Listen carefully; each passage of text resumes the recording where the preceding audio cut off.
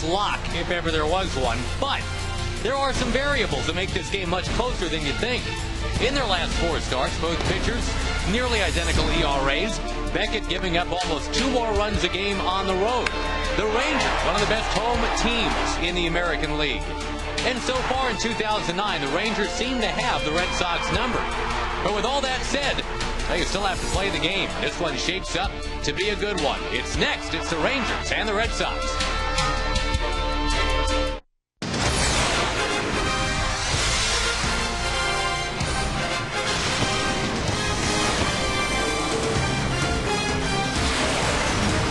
The native Texan, big bad Josh Beckett on the mound for the Boston Red Sox tonight. That's the challenge for the Rangers as they attempt to take Game 2 of this 3-game series against the Red Sox team that is currently tied for having the best record in the entire AL. The Rangers come in tonight 50-41. They are 2.5 games back in the AL West. And we welcome you once again to Texas Ranger Baseball along with Tom Grieve.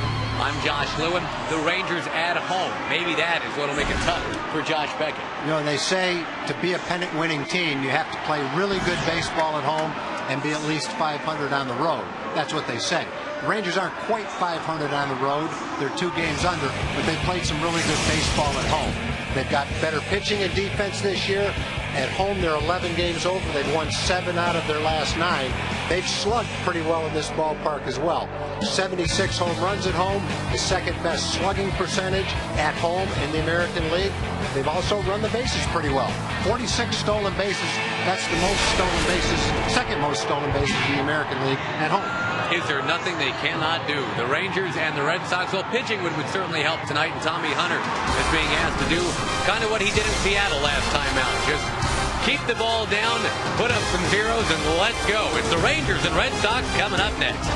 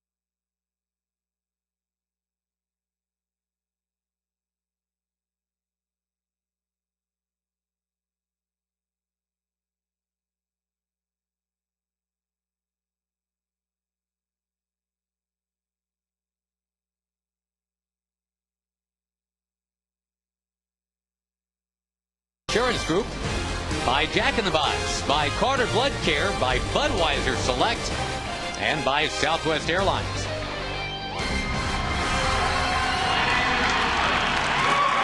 Terry Francona's Boston team at 55-37.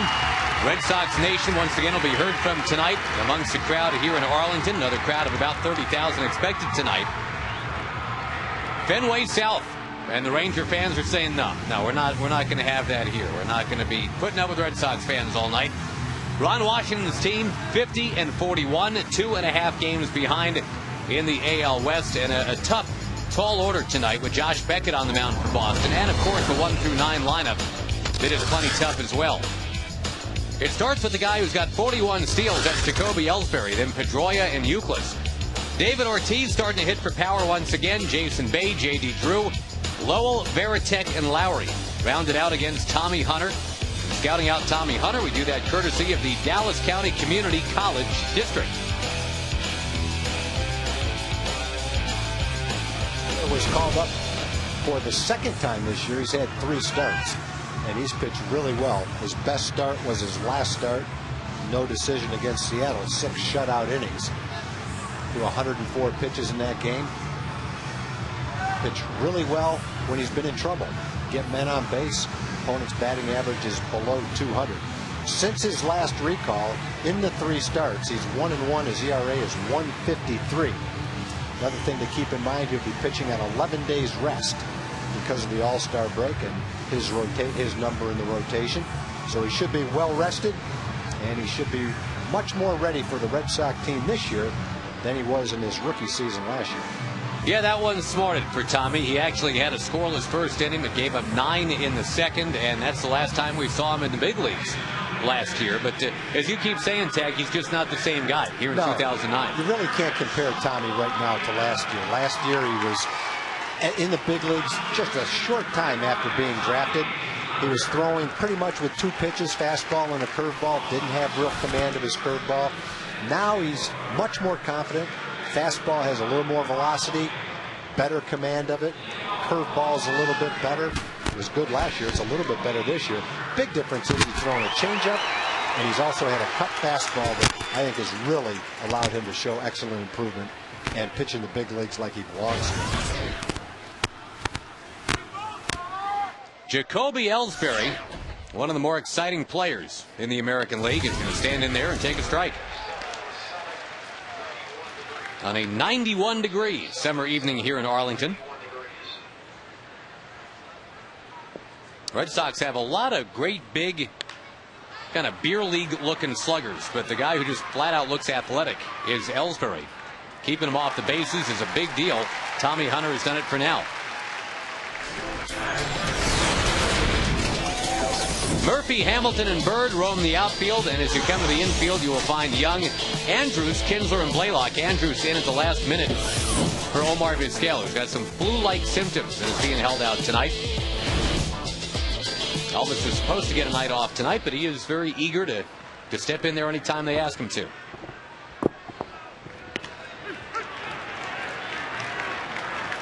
We're talking about a lot of the big, beefy Boston Red Sox. This is not one of them. This is a guy who is listed at 5'9", and there's no way that he's 5'9". What Dustin Pedroia is, though, is a tough out. He was last year's MVP.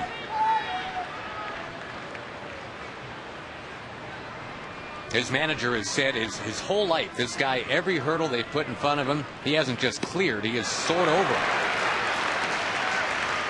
Rookie of the year in 07, MVP in 08. A pretty good look at Tommy's hard breaking ball. Good pitch right there. A little more of a slider than his big curveball that he throws a lot. Big fastball just missed.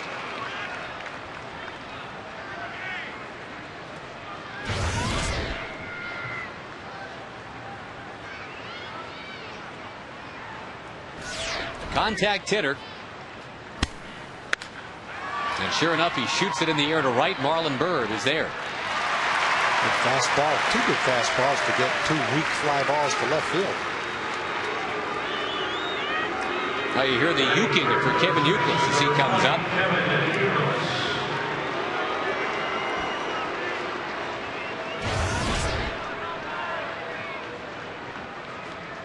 very good year here in 2009. Last year was maybe even better. In fact, were it not for his teammate Pedroia, Euclid might have been the MVP. He became no longer a guy who just draws walks and hits 10 home runs a year. He became a guy who draws walks and hits 29 home runs a year. Here's what he's doing currently.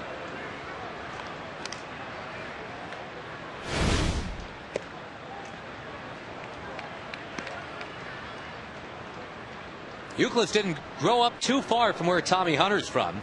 Hunter's from Indianapolis, Euclid's from Cincinnati. Euclid was a big-time Pete Rose fan growing up.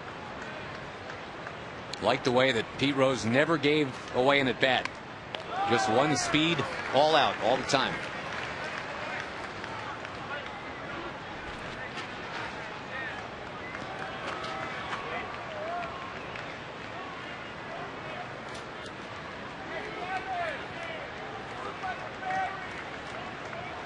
Again, the Rangers getting set to face Josh Beckett tonight, the 11-game winner.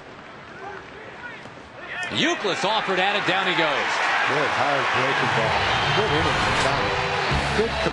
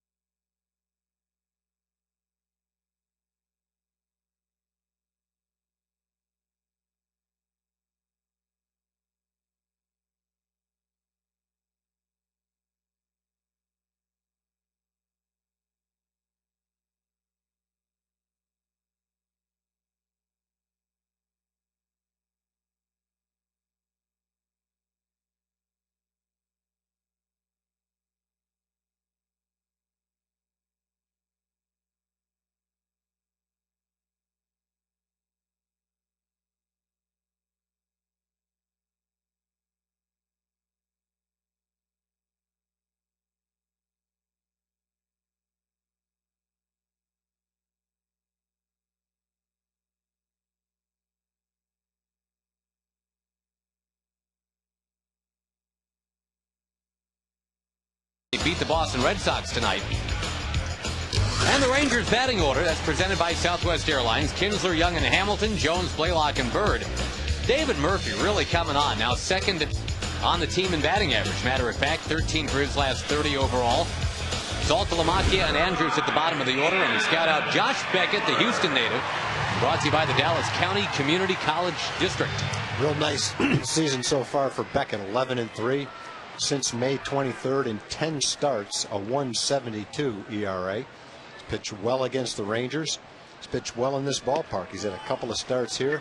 He's given up 1 run in 12 innings. 22 1/3 career innings against the Rangers. Only 4 walks and 23 strikeouts. He will absolutely go right at you. This is a guy that wanted to grow up and be either Nolan Ryan or Roger Clemens. He goes at Ian Kinsler, and Ian Kinsler makes him pay. And you get the sense that Ian is about ready to bust out. The double for Ian Kinsler gets him back to the .250 batting average for the year. And a nice start for the Rangers here in the bottom of the first.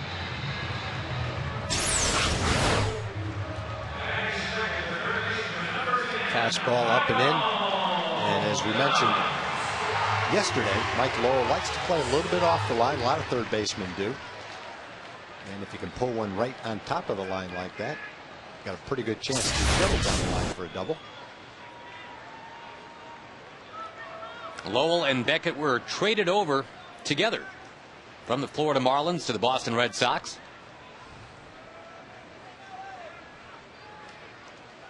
There was talk for a while that Josh Beckett might be coming here. Trade possibility the winter of 2006. That was all the talk about Beckett for Hank Blaylock and either John Danks or Thomas Diamond at the time. But it was the Red Sox that swooped in, did the deal instead. Beckett, Mike Lowell, and Guillermo Mota for a grouping of 4 Red Sox prospects, some of whom ended up being really good, like Hanley Ramirez. Yeah, the interesting part about that trade at the time, the Marlins were trying to shed payroll. And the only way that you could get Josh Beckett was if you took Mike Lowell along with him. The value of trading Mike Lowell to the Marlins was just to get rid of his contract. As it turned out, what a valuable guy he's been for the Red Sox. They're lucky to have him and glad they have him. Been there a long time, played excellent defense, been a key participant on their World Series teams. Oh, the World Series MVP. World Series MVP. So a guy that, I guess from the Marlins' point of view, was a throw-in. Certainly didn't appear to be that to the Red Sox and hasn't turned out to be that at all. Been a terrific player for them. Well, and as for Josh Beckett, I think in some ways Beckett seems kind of an odd fit for Boston. He rides horses, he dips Copenhagen, quotes Waylon Jennings songs, and owns 44 head of cattle. But in some other ways, he is a perfect fit for Boston. He's very self-confident, very strong-willed. He just wants to win, period. And that makes him a very nice fit for Red Sox Nation. Well, Roger Clemens was a Texan, and he fit pretty well for a long time up there. Michael Young, right field, sinking, caught on the run by J.D. Drew. Well, that's too bad. Michael, that was a good at bat. He's trying to hit the ball to the right side to move into third base. He had a ground ball to the right side that was just a little bit foul. And then he hits a line drive to the right side, but just carried a little bit too far. Hanging curveball, and Drew was able to make the play on it. So you have a good at bat, and unfortunately in that at bat, nothing to show for it.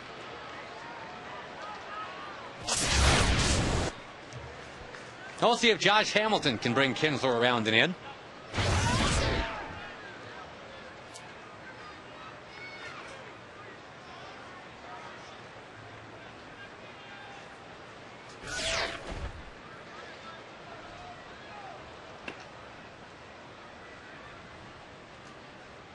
Long time for Beckett to stare at Kinsler. There is a scouting report that suggests that Kinsler likes that steal of third.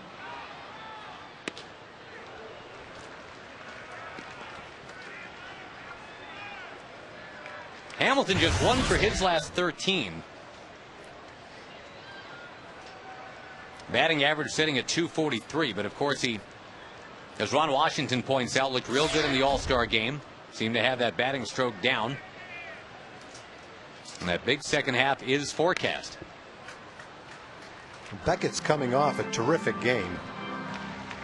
3-hit shutout over Kansas City. And 5 starts ago, he had a 5-hit shutout against Atlanta. And the interesting thing, in both games he walked no one, struck out 7, and threw 94 pitches. His second and third lowest pitch totals of the year were in both of his shutouts. That's crazy. That's some pitching right there. 2 9-inning games, 2 shutouts, 94 pitches within 5 games. We were talking about that 2007 World Series a moment ago, and Josh Beckett struck out the first 3 hitters of that World Series. He was the second pitcher ever to start a World Series like that. Carl Hubble did it way back in 1933. That's a great way to establish that your team is going to control that World Series.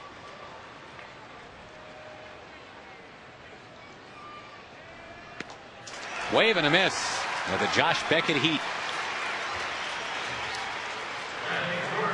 Beckett hasn't allowed an earned run in 6 of his last 10 starts.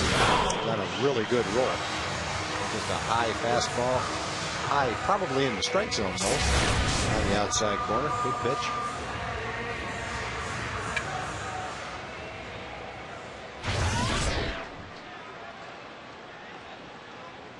You see, Andrew is starting to find creative ways to get on base again. He's not hitting for average much. In fact, like Josh Hamilton, in a bit of a slump. For Jones, it's 1 for 22. But he's had a pair of 2 walk games recently.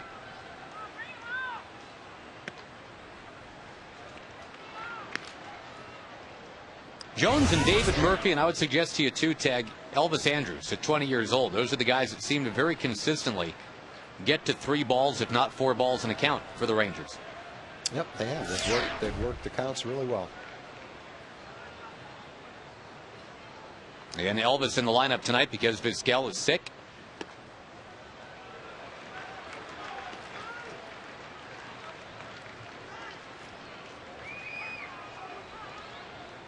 Rangers coming off the 6-3 win last night. It was a comeback win. They had trailed the game 2-0 and put up the 5-run 6th inning.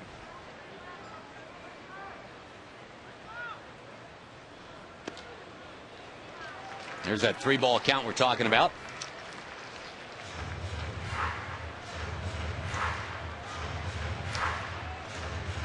Blaylock, who's been hot of late, on deck. He was part of it yesterday. The Rangers had the 5-run 6th. They hit 3 homers in that inning. First time since May of last year they had as many as 3 in one inning.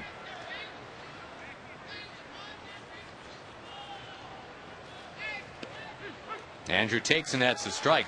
To watch John Smoltz give up 3 home runs in an inning, that was rare indeed. He hadn't done something like that since 1997. It's the second time in his career he'd given up 3 home runs in one inning.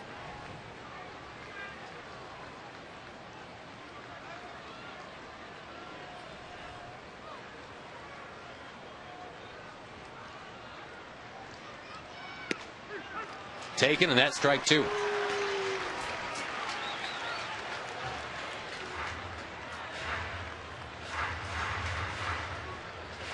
Two pretty good pitches, those last 2. Yeah, for 3-0 and 3-1. If you're swinging, those are tough pitches to hit right on the outside corner. Probably the best thing to do is take them and hope that the 3-2 pitch is a little bit better to hit. That's a good take. 2 on, 2 out for Blaylock.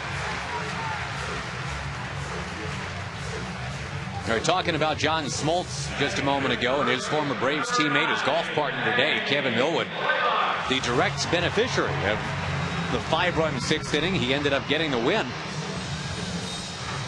Kevin's 9th of the year.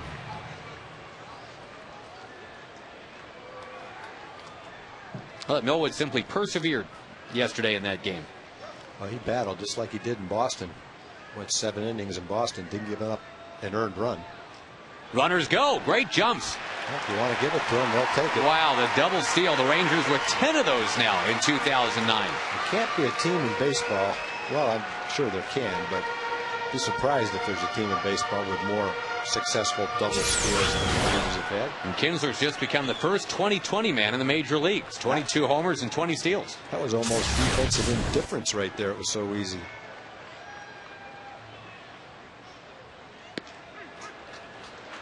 That's a strike to Blaylock.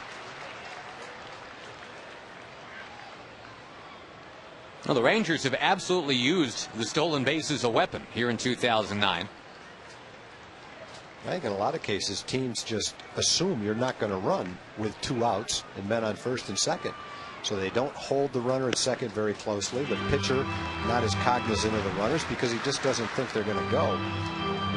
I think the Rangers and Ron Washington have exposed that around the league. But hey, you're not going to pay any attention to us. Sure, there's 2 outs, but why not take the 2 bases? A little base hit right now can score a couple runs. Might be the difference between winning and losing later on. I think the old conventional wisdom, too, has always held, hey, the Rangers are a bunch of sluggers. They're not going to take the bat out of Blaylock's hands. They're going to let him swing. They're not going to run.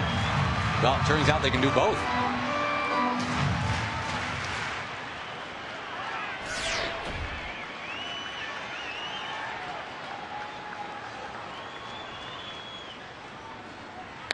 Blaylock rips it into right. Up with the ball is J.D. Drew. Down with the ball is J.D. Drew. 2-run score. That double steal, pretty big deal after all. Absolutely. A lot of good things happening on the first inning.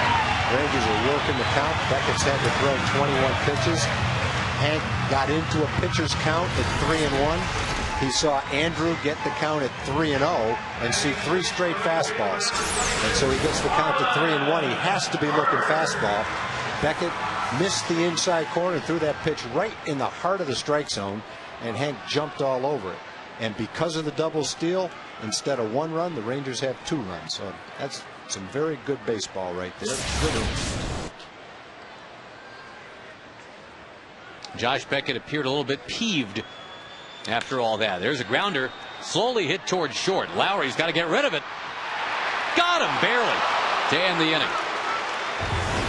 With a Hank Blaylock 2 RBI base knock is made.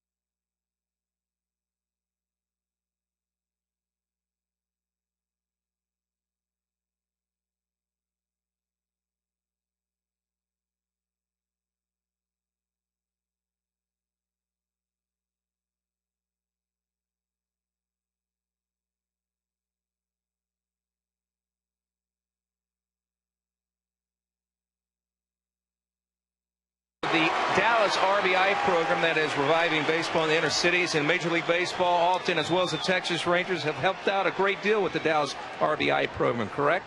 Correct. This is the first year for Dallas RBI and Junior RBI in that city of Dallas. We served over 700 kids, and Dallas RBI has partnered with the Texas Rangers to offer equipment drives, all types of camps and activities for the kids. Currently, what we're doing, we're preparing to go to Little Rock, take 2 teams to participate in the Southwest Regional of the RBI, and we're looking forward to it. All right, well, good luck in that. Real quick, for people who want to get involved, what do they need to do? Just contact DallasRBI.org, and there'll be information on their website on who you need to talk to, and we'll respond to your request. There you go, Alton. Nice meeting you. Best of luck. Appreciate it, Josh. Thank you guys very much. David Ortiz, the batter, a guy that had a 3-run homer last year against Tommy Hunter. And as you probably know, the homers were in very short supply for David Ortiz this year for a while. But now he's coming on. He's got 11 in his last 36 games. That's the David Ortiz that Red Sox fans know very well. And he's going to dunk this one to right, base hit. Going for second. Here's the throw, just waiting for Big Papi. See you later. That was a real bad move right there. He hasn't watched Marlon Byrd play the outfield very much. If he thought he could get to second base on that ball. That was a good pitch by Tommy, too. It's a cut fastball that jammed him. It's a base hit because he looped it in right down the line. And Marlon makes about as good a throw as you can make. Sprinting toward the line, turned all the way around and threw a strike to Elvis. He thought he had a chance. As it turned out, no chance. You know, from Ortiz's standpoint, when you see the right fielder, and he's a right-handed thrower, sprinting toward the foul line, you almost make the assumption there's no way he can turn all the way around fast enough and throw it accurately to second base. But in this particular case, he doesn't know Marlon Byrd very well. He did it with ease.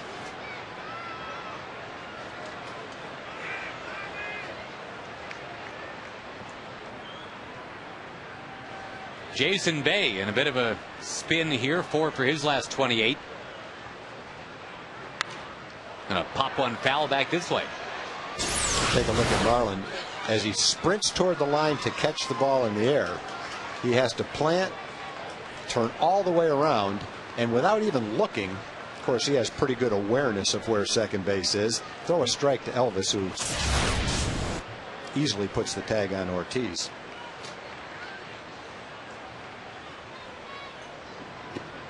And one of the things the Rangers did last night is get a couple of big outs on the bases in one inning. Saltalamacchia threw out base stealing, and then they had the great relay play from Hamilton to Kinsler to Saltalamacchia. And those two plays could easily have prevented a big inning for the Red Sox and been a big part of the Ranger win. And maybe that will be a big part of the Ranger win tonight, too. Cutting Ortiz down at second base as the leadoff hitter. We'll circle that one for later so we can come back to it. But it's three good examples of what the Rangers are doing better this year. Just playing defense.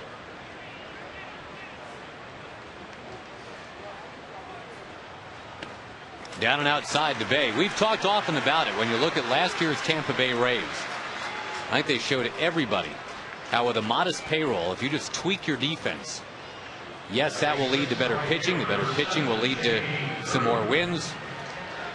Everything worked out beautifully in that design for Tampa Bay last year, all the way to the World Series.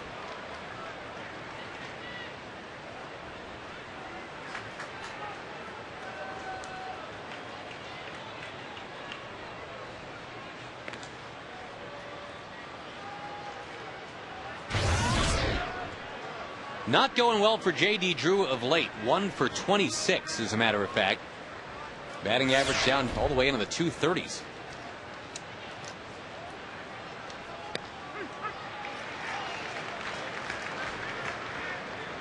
David Jonathan Drew, but somehow he, instead of DJ, he's JD.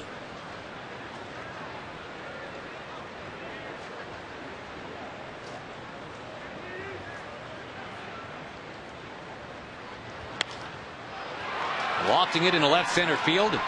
Josh Hamilton near the track. That ball carried pretty well. But Drew is simply 1 for his last 27.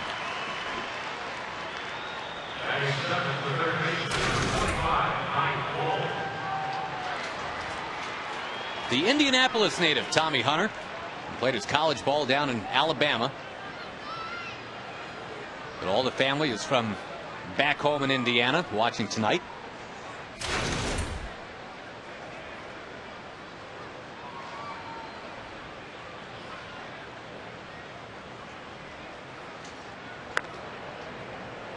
These Red Sox have had at least a share of first place since June the 9th. But right now, the New York Yankees have tied them 55-37 for both teams coming in tonight. Yep, Yankees have won 4. The Red Sox have lost 3 in a row. Tampa Bay has edged back in it as well, 4.5 out. Check your Jack in the Box standings.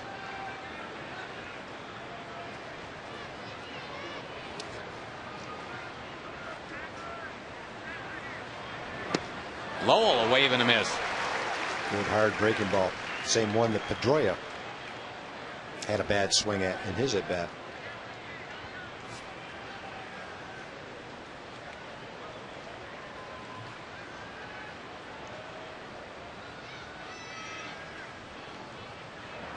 We're talking about the Red Sox and their standing right now in their division tag. The Rangers, we can report, are now 3 back again, because the Angels have won the first of that doubleheader against Kansas City. That final 8-5.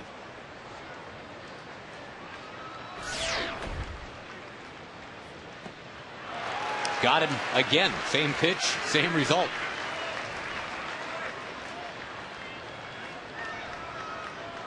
Irvin Santana, by the way, the winning pitcher in that game for the Angels, beating former Ranger Sidney Ponson, who drops to 1-6, and the Royals really slipping right now. They've lost 7 straight. Yeah, they just get fairly easy pitching matchups in that doubleheader. Bruce Chen and Sidney Ponson. I think they miss Zach Greinke, but the Rangers won't. No, Rangers get Greinke on Friday. Luck of the draw right there.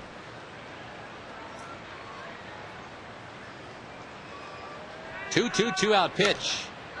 Hit in the air towards right. It's a long run. Ian Kinsler, who's making that run, makes the catch and hands off the baseball. Rangers 2.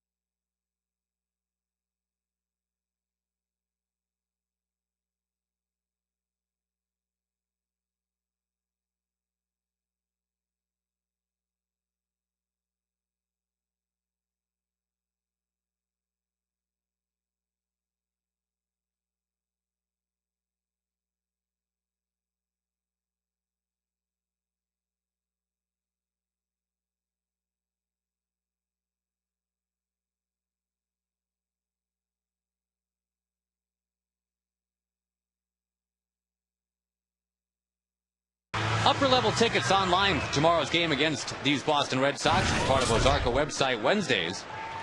TexasRangers.com/eSavers. Brought to you by WBAP News Talk 820. I got the Battle of Suburban Houston going right here. Josh Beckett against David Murphy. Spring at Texas against Klein. And there is Murphy popping out in fallow ground to Lowell.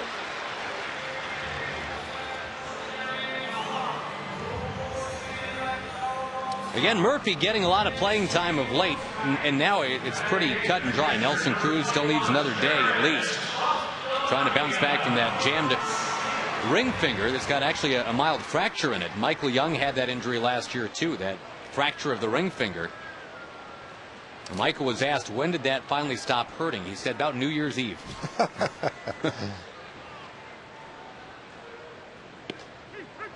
And Ellie would like to get in there as soon as possible. Michael missed a couple games last year. And Ellie's up to a couple right now with that injury.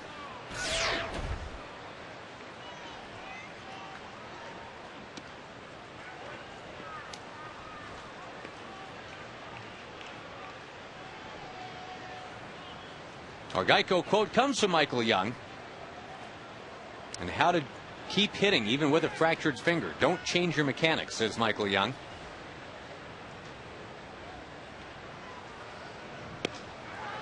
I guess you just got to be cool with the fact that, all right, it's going to hurt when I make contact. I just got to be ready for that. I think some swings hurt a lot more than others. Awkward swings and misses hurt. Balls you hit off the end of the bat vibrate. They hurt. Balls off the handle. As long as you hit the ball in the good part of the bat, then you're okay. But it's not easy to do every time. Beckett strikes out Saltalamacchia. I noticed Beckett between innings almost sprinted to the mound out of the dugout. Started throwing his warm-up tosses with a purpose before anyone else was out on the field. And it almost looked like, okay, I had a bad first inning. I want to make sure that doesn't happen again. The first two hitters of the inning seemed to show that. Well, Josh Beckett is nothing if not, as we said, competitive and emotional. A lot of stories going back to his days in high school about that.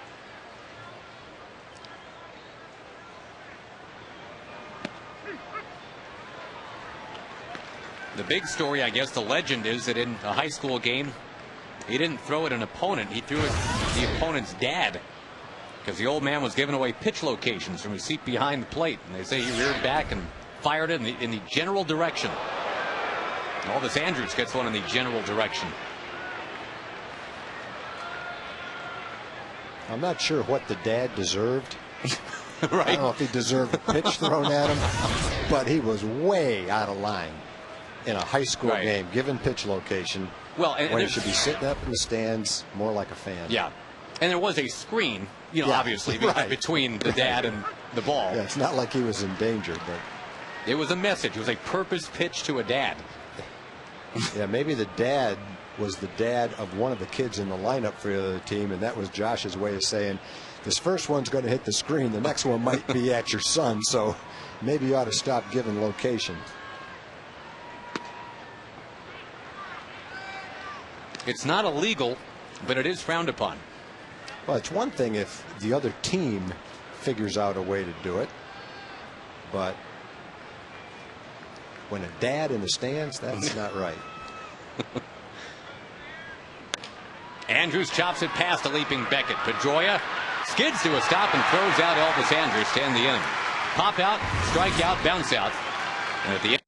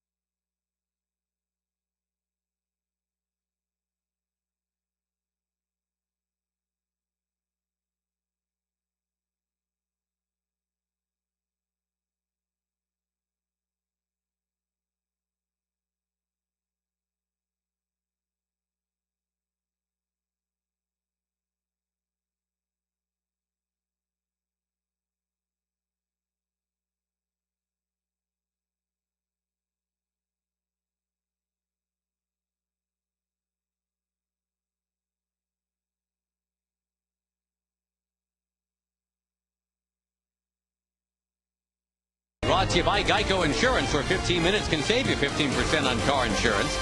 And by AT&T. Switch to the nation's fastest 3G network. AT&T, your world delivered.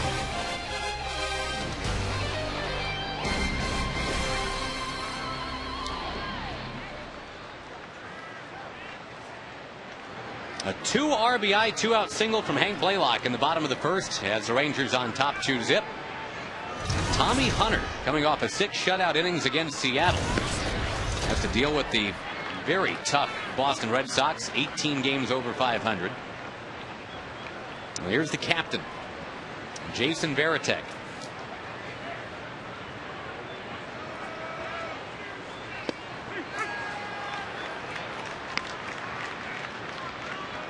Last year, they say no major league regular hit a lower percentage of line drives than Varitek, and that was supposedly a sign that maybe his best days were behind him.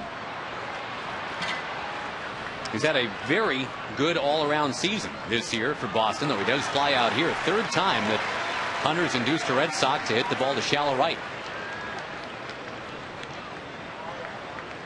Shortstop number 12, Shandon Lowry.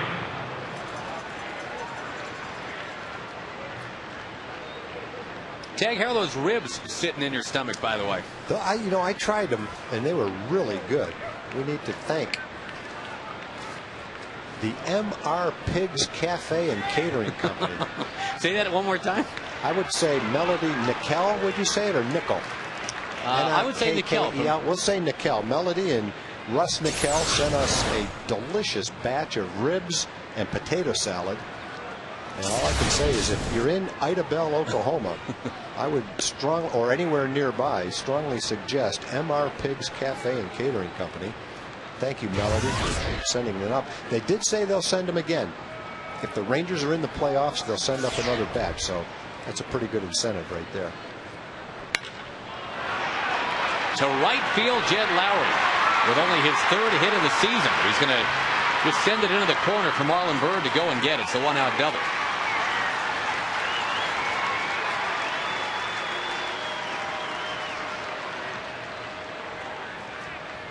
I like to see the looks on people's faces when they try something like that for the first time. We've kind of cheated because we've already sampled them. Yeah.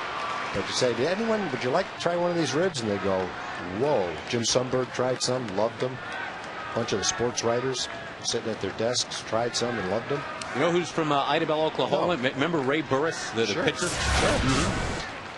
Ray Burris was Ranger pitching coach for a while. Lives in the area. Had a couple of sons that played basketball at Martin High. Good man. Good guy to take pitching lessons from, too, by the way. If you have a son that's looking for someone to be tutored by in that area. Let Ray Burris toot you. That one's too low to Jacoby Ellsbury, 1-1. Well, the Red Sox, one of the teams supposedly in the Roy Halladay Derby. Still a lot of talk about whether or not Roy Halladay is going to get moved from Toronto. Bouncing ball, Blaylock's got it. He will saunter over to the bag for the out. Today, the Blue Jays came out and said publicly that they foresee a deal for Doc Halladay being unlikely. At this point, it's probably unlikely.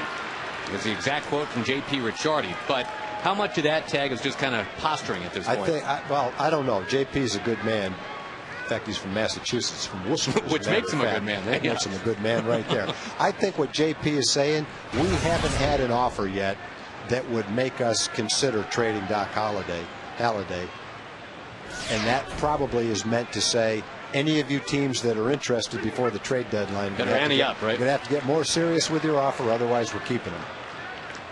They are now saying, too, that July 28th has become their line in the sand. 1 week from tonight. If they don't have an offer they like, they're keeping them. Well, I think that's a good thing to do. You get the word out. Teams know the deadline. They know their offer's not good enough. Get serious with your offer, or we're keeping them. Tommy Hunter is serious with 10 straight shutout innings now.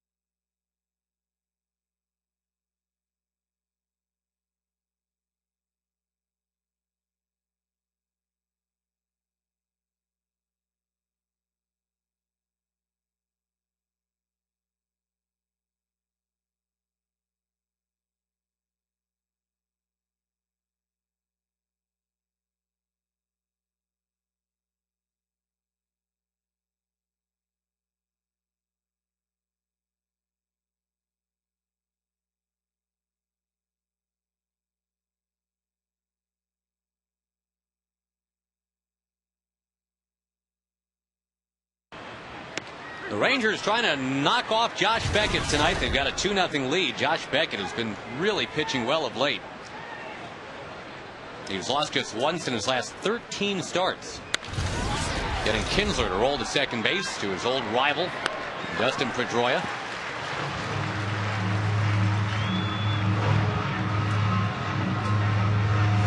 Has good movement on his fastballs. Velocity is really good, 92 to 94 today, frequently higher than that. But he has good tailing action on it, and that'll induce a lot of ground balls. He has good ground ball fly ball ratio, and he throws a lot of fastballs. He's got other complementary pitches that are excellent to go along with it, but he features his fastball. Complimentary pitches like, boy, that's a fine looking pitch you got right there. Yeah, I like to give him compliments. Really like the looks of that one. Congratulations, Josh. When you belly up to the bar, the peanuts are complimentary. They say to you, boy, that's a nice hat, sir.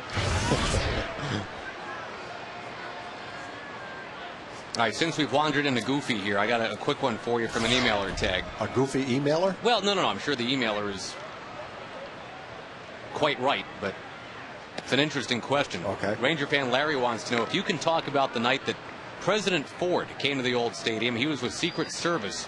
He says, you, Tom Grieve, were very friendly to everybody. Do you remember President Ford showing up? Wow. No. Really? I can't believe I don't remember that. He was kind of tall. He was from Michigan, you know, as president. He's the guy that played football without a helmet?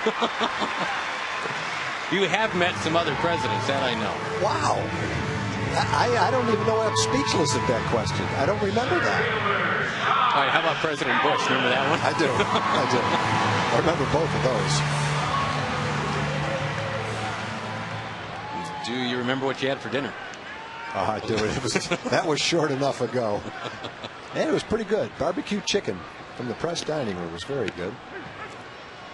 By the way, and a little taste of ribs. If you'd like to email the booth, it is foxsports.com. And the keyword is email Rangers, all one word. If you'd like to ask Tom where he was on a certain day and time. I wish I saw that quote at the time. I'm sure I would remember it, but I've never seen that quote before. Hamilton swings, doesn't get it. Bunch of emailers wondering about Chris Davis and how he's doing. And even though he took an 0 for last night, overall he's doing real well at AAA, hitting .340. He's playing third base because Justin Smoke, last year's #1 pick, is playing first. Smoke, by the way, hitting just .135 right now. Beckett strikes out Hamilton for a second time. It's a quick, easy inning for Beckett. Still 2-0 Rangers.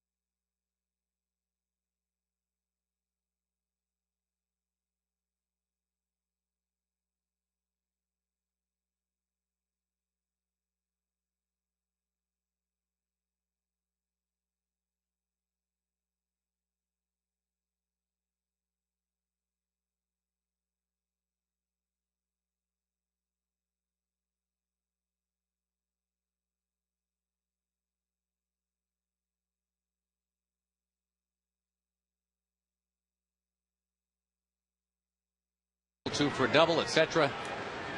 400 TBs in 1 year. Answer coming up in the bottom of the fourth. difficult part of the Boston order, Euclid, Ortiz, and Bay for Tommy Hunter to deal with, but Tommy deals a strike right away. So far, 2 hits allowed by the big Indiana native. Now a high fly ball again to shallow right. Let's see, 1, 2, 3, 4, 5, 6, 7 pop-ups today of varying lengths. David Ortiz comes to the plate, and we go to the luckiest man in the ballpark, Jim Knox. You're exactly right, Josh. I'm between 2 wonderful ladies, Ruth Ryan to my left, Janet Sundberg to my right, because a big event is coming up. Moms on the Mound. Ruth, what is that all about? Well, Moms on the Mound is the 3rd event in a series called the Chevy Women That Soar. And it's just a fun event for women to come out on the field and play a little baseball, ask a few questions. It takes place on Saturday, August the 1st from 11 to 2 o'clock. And you can come out and ask questions to Janet Sundberg and myself and get a little instruction and have lunch and then go to the ball game that night. A fun time. Now, this is not just for women, is it, Janet? It's from all genders as well as, all ages, and they don't even have to know anything about baseball. Exactly. They don't have to have any experience. It can be for anybody, men and women, all ages. They can even come out if they don't care to really throw a ball or get instruction. They can just observe, because Ruth and I will be captaining different teams, and there will be a blue team and a red team, so they get a real on-the-field experience from the whole situation. All right, Ruth, for those who want to come, what do they need to do? They can register or probably pay that day. It's a $60 fee, which does include the fun play and the lunch and the ball game. You can also go to TexasRangers/women.com and probably get all the information you need from that. But just come out and have a good time. All right, great. And a great event, and plus a wealth of knowledge between these 2 ladies. They'll be dishing out. I think that's the price of admission right there, Josh. All right, Jim, thank you very much. Meantime, David Ortiz basically grounds out to right field. Is that the deepest one of the year right there? That might be. Kinsler was, basically hanging out about 10, 15 feet back into the outfield.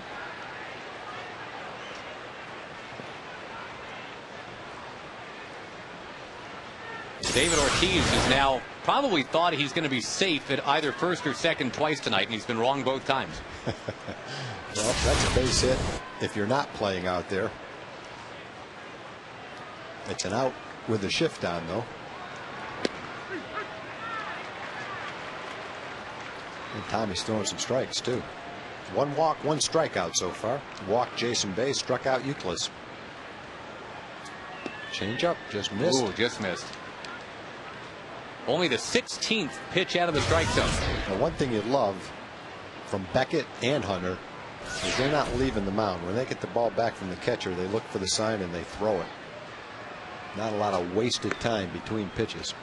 That's one of the big things tempo-wise that the Rangers, right from the top of the mount, so to speak, kind of sent on down. Nolan Ryan doesn't want a lot of what they call it in Bull Durham, lollygagging. We don't need lollygaggers out there. Another harmless looking pop-up. Will it stay in play? Kinsler over there. Kinsler's got it. That was just like the one Elvis made on the other side one day. Michael was a little too shallow. Elvis came in behind him. Hank was a little too shallow, and here came Ian. Nice play. Hank's looking and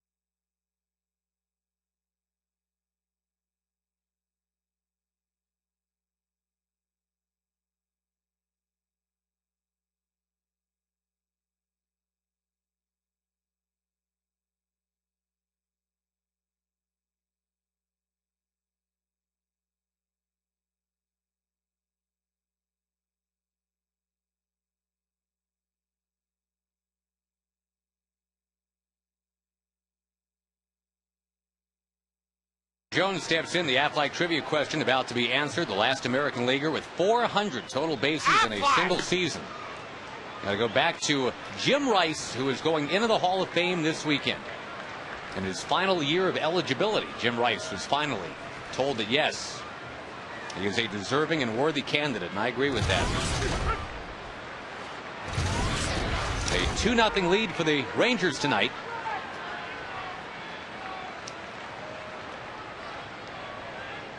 Jim Rice was a career .298 hitter, by the way, close to 400 career home runs. I think the defining stat that finally got people talked into the whole Jim Rice thing, that he was the first player in American League history to have 3 straight seasons of 35 homers, 110 runs batted in, and 200 hits. Wow. Not even Babe Ruth did that. Jones, a fly ball to left. The home runs and the runs batted in weren't a problem for the Babe, but Babe Ruth just walked too darn much to have many seasons of 200 hits. There was one year, Tag, 1923, Babe Ruth had 205 hits and 170 walks, which means the guy was on base. About 380? Yeah, I mean, and the guy was on base nearly 400 times in 1 year. Wow.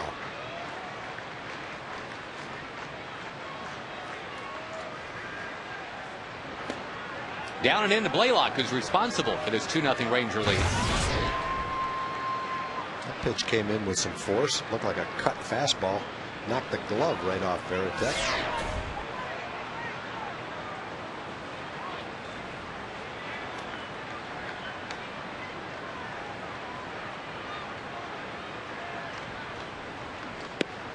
What's some kind of curveball, boy? Yep, kind of froze Blaylock there. Sharp curveball.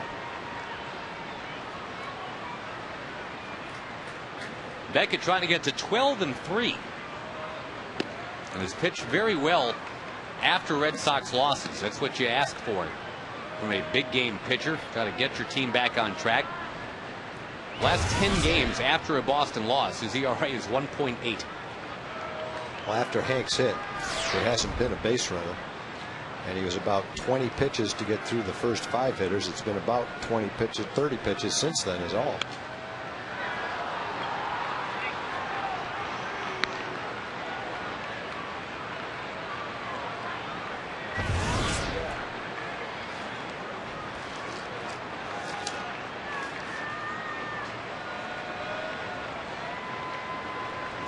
Well, we're getting some great emails, by the way. We'll try to find some time to get a few in. Or just general questions for you tonight seems to be the theme. So if you don't mind. I don't mind at all.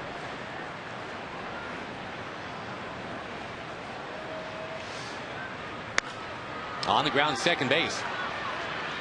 The one I'm most intrigued by, I got to admit, Ranger fan Sandra wants to know, because the tagline here is Tag's red pants.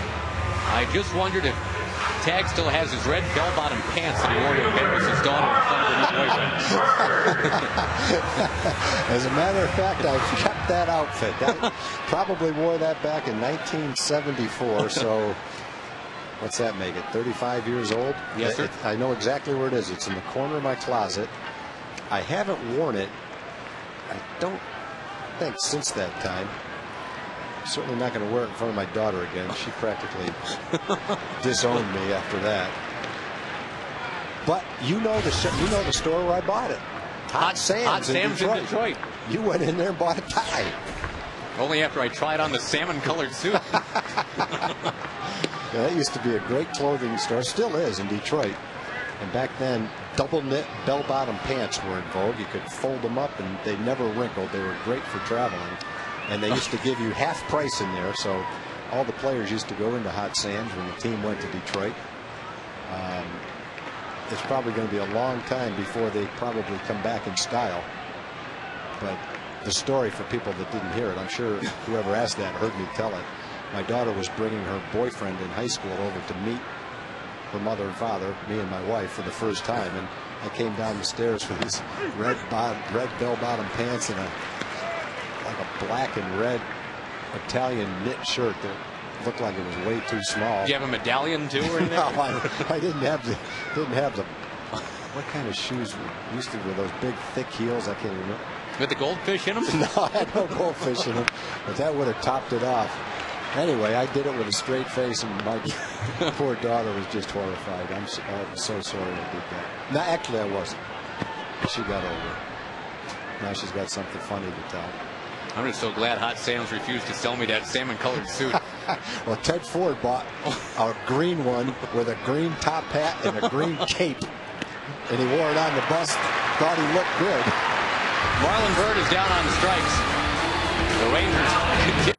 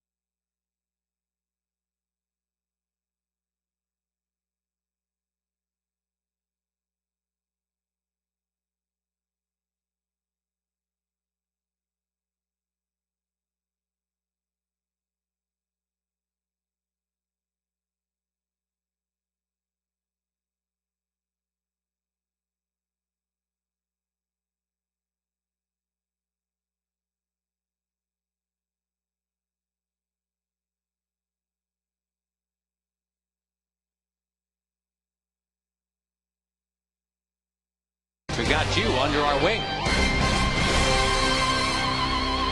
Only 2 hits allowed by Tommy Hunter so far. One of them did not last long. We actually got an email from Ranger fan Roger wondering why is that considered a hit when David Ortiz was thrown out. That's a good question. I've had a lot of people ask that question. If you get to first base, that's the hit. And then you're thrown out, obviously trying to stretch it into a double. So even though it is an out, you do get credit for the hit as long as you've gotten to first base. And you could be thrown out at any base, really, but if you've gotten to first base, it does count as a hit. That's just a ground. I mean, just a scorer's rule. Yeah, let's put it this way: if that wasn't a scoring rule and it didn't count as a hit, you would see very few players trying to stretch a single into a double or a double into a triple. That's a great point. You would be there. much more cautious about that. Don't want to take points off your batting average. J.D. Drew, deep drive, right center. On the move, Marlon Byrd has been so active in this game. Well, I'll tell you, it really helps in your outfield when you've got basically 3 center fielders out there. Marlon went a long way for that ball. When you look at the 2 plays he's made tonight, that play on J.D. Drew, almost in, well, it's right center field, 400 feet away.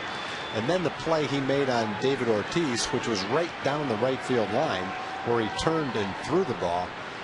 You get a pretty good idea what kind of outfielder he is.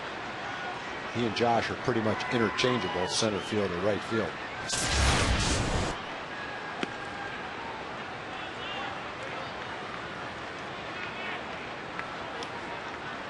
Eric Josephson looked something up for us, Josh. Double steals. The Rangers now have 11. That is the most in baseball. Oh, it's 11 now. Wow. Philadelphia has 9 and Tampa Bay has 8. According to his people. He has people that can look that up for him. It's important to have people. It's a great weapon. It really is. And the Rangers shot right out of the box with it tonight in the first inning. I give Ron Washington a lot of credit for that. And that opportunity has been there for a long time to take advantage of the defense and get that double steal. And he's done it this year. And instead of 1-0, it's 2-0 right now. Well, the Red Sox are wearing out that area of the field tonight. Folks, your kid can be a Dryer's honorary bat kid prior to a Saturday Rangers game. Kids aged 6 to 14 can register at participating Metroplex 7-Eleven stores. For official rules, go to TexasRangers.com. This is all sponsored by our friends at Jack FM. 10 out of the 14 outs have been in the air, and most of them have been lazy fly balls to the outfield. So you're saying this is going a bit better for Tommy Hunter than the last time he faced Boston? Yeah, it's gone a lot better. He's had a strikeout. Ortiz was thrown out at second. Those were 2 of the outs. Ellsbury grounded out to first, and Ortiz grounded out to second. Other than that, everything's been in the air.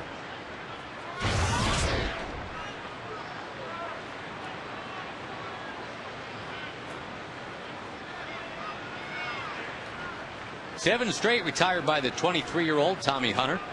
Remember, he celebrated that 23rd birthday with a win not too long ago. His first in the big leagues.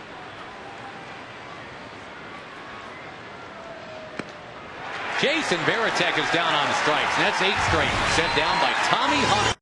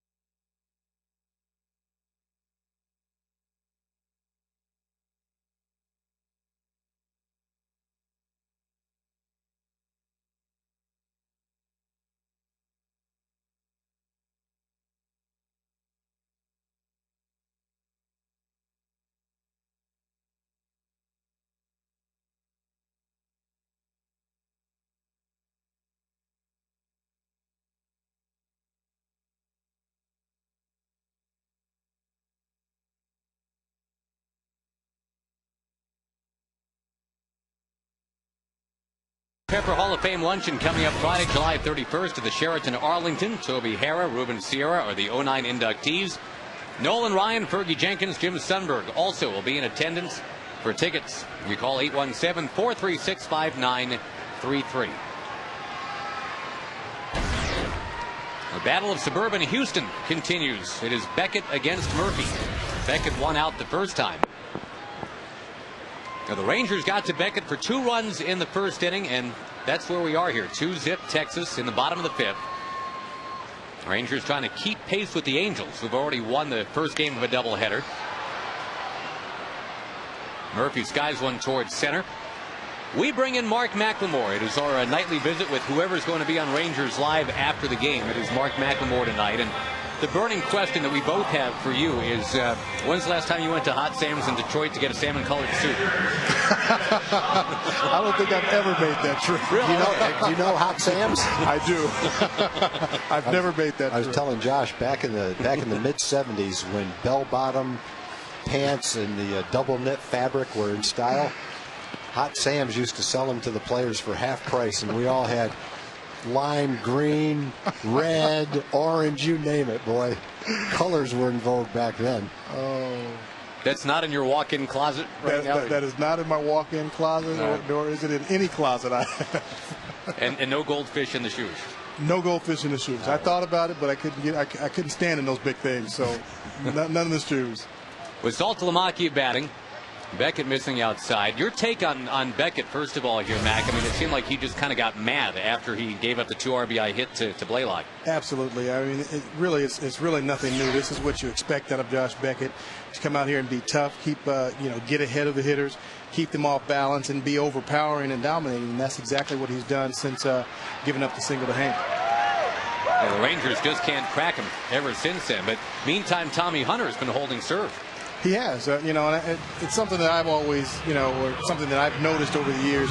Normally, when you have a young pitcher, a rookie pitcher that's facing a team for the first time, or they haven't seen him that much, especially with a veteran hitting club like the Red Sox, one of two things is going to happen. It's either going to be feast or famine. They're either going to light him up, or he's going to shut him down. And he's a different pitcher this time than he was last year when he faced him. Since Beckett gave up the hit to Hank, he's retired 12 straight and struck out 3 of them. So he has definitely buckled down since that time. You can almost see it on his face when he came back out for the second inning, too. Yeah, this is the Josh Beckett that we've seen way too much of. An eye of the tiger, so to speak. Andrews will dribble one back. Make it 13 straight retired by Josh Beckett, and the very quick inning with Mark McLemore comes to an end. Good to see you, buddy. Come again with this.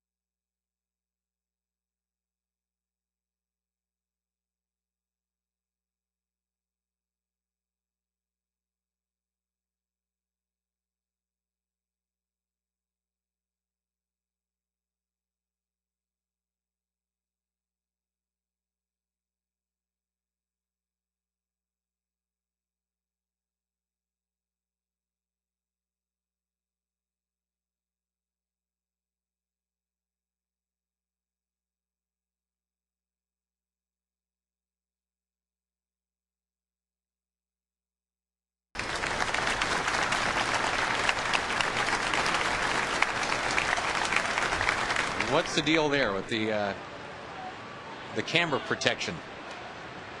It's festive. That's his blonde wig.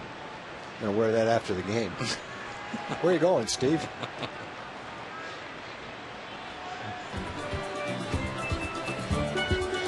Somewhere where there'll be an umbrella and a drink somewhere, apparently. Jed Lowry will lead it off, the number 9 man for Boston. He's got one of only 2 Boston hits tonight. A double into the right field corner in the 3rd inning. Breaking ball stayed up. A very rare 2-0 count. And Tommy Hunter, just like Kevin Millwood yesterday, getting ahead of most every Boston player so far. I think the big difference between the game that Tommy's pitching and the one that Kevin pitched last night, there's not as many foul balls tonight. And Tommy's pitch count is very manageable. Last night, Kevin's pitch count got up there pretty much because of the foul balls they were hitting. What do you got, 11 fly ball outs now for Tommy? Did I count it right? I can't remember what I said before. Let me see. I think it's more than that. 1, 2, 3, 4, 5, 6, 7, 8, 9. Yep, 11. 11 of them. 11 out of 15. 11 out of 16 now. Good job counting, by the way. Very good. I like to prove that I can count. That's why I was doing it out loud. Next time you got to do it like the count In from case Sesame people think Street. I call my people to ask get those kind of answers, I wanted to show that I actually do. figure that kind of thing out myself. Did your kids watch Sesame Street and Yeah, watch oh, the yeah. count rattle that off? Yeah, I love the count. I like the count more than they did. That and the electric company. Fly ball left field. What is it? Oh, I guess. Well, I'm not going to make it count. I know that's 12. 12 fly ball outs. And Dustin Pedroia will come up next. Second baseman Dustin Pedroia.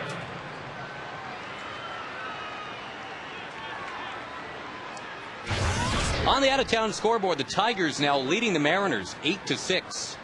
That game's in the 6th inning in Detroit. The recently acquired Jack Hanahan has hit a pair of home runs for Seattle. But the Tigers have, let's see here, one from Cabrera, is that right? Yeah. Miguel Cabrera, number 19.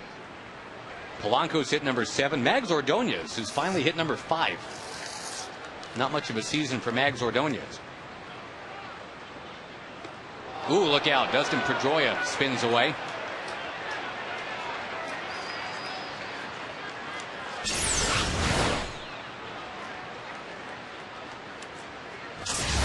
The Yankees are leading the Orioles 6-2, so the Boston Red Sox are in danger, at least for the moment, of slipping out of first place for the first time since June 9th. The Yankees have a homer from Robinson Cano. The Blue Jays outdueling the Indians 1-0 in the 8th inning. A Scott Rowland homer. Good pitch.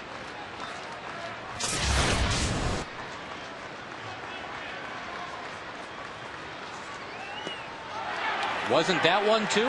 No. Angel Hernandez, no sale. Pedroia started his swing and looked from our angle like he checked. Let's see if he did. I think he did. Pretty close, but I think he checked.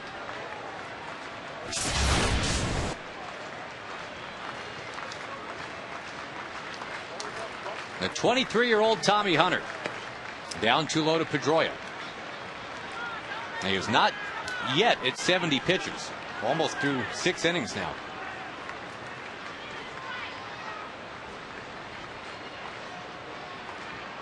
Well, even though the Rangers have 8 guys in the bullpen, Tommy could really help them out by hanging in there for a couple of more innings. Rangers have had to use the bullpen quite a bit. Had 8 innings a couple of nights ago, 3 innings last night, 11 innings total. They don't have Frankie Francisco. CJ is questionable as far as availability goes. 2 innings 2 nights ago, an inning and a third last night. Dustin Nippert pitched a couple of innings a couple of nights ago. I mean, they've got some guys out there, but they would appreciate the rest if Tommy could go deep into the ball game. Pops foul by Pedroia. Oh, I remember last time Hunter gave the Rangers 6 shutout innings. That was in Seattle.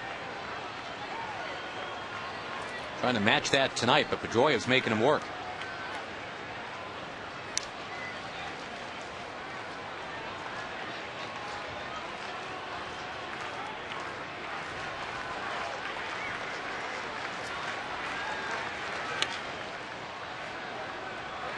A couple other scores while we have the opportunity. Tampa Bay leading in Chicago 1-0 in the 5th.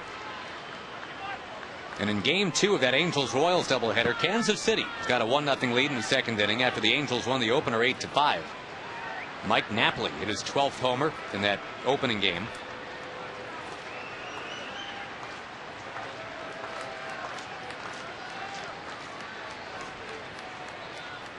Beach ball on the field. We talk about the Angels, and there's a beach ball on the field.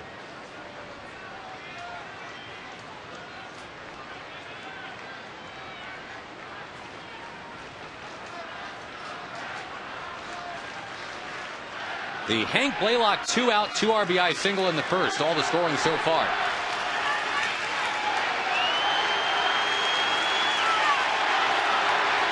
"3-2 pitch. Slugged foul. Tough to finish off Pedroia. We were reminiscing yesterday about the 12-pitch at bat that he put on against Eric Gagne in his rookie season here, before Gagne would get traded to Boston and get booed right out of the city.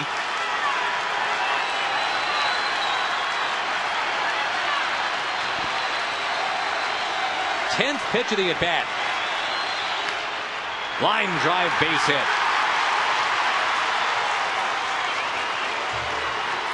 Tough to keep him down, boy. Kevin Euclid comes up first. We go to Emily Jones. Well, guys, as you know, we here at Fox Sports are pretty confident this internet thing is going to stick around for a while, so we've hopped on board the World Wide Web via Twitter and Facebook. Right now, we're trying to promote the batting stance feature we've got going on. You can see the batting stance guy on the pregame show, Rangers Live, also on our Facebook page, Fox Sports Southwest. What we want you to do now is tweet us your guesses. You can find us on twitter.com. Our page is called FS Southwest. So as long as this internet thing's not going anywhere, I'm going to be with you. I think the internet is here to stay, and so are you, Em. That's great. Thanks.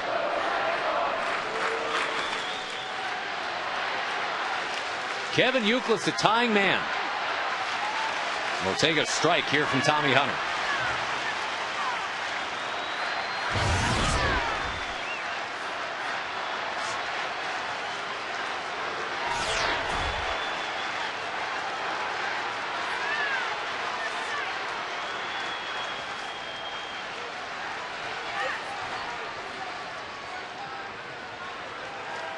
Rangers actually getting out hit right now, 3-2. A double steal back in the first inning ended up being a big deal for the Rangers.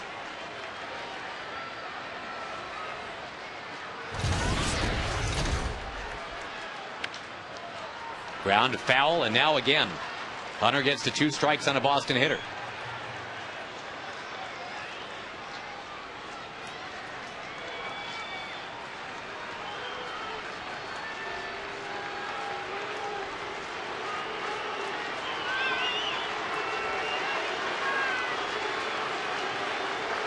In front of a big, lively Tuesday night crowd here in Arlington. Here comes a toss to first. Keeping Pedroia as close as possible. The Rangers stopped Pedroia's 10-game hitting streak last night. Crowd of about 30,000 here yesterday. Runner goes, and a foul.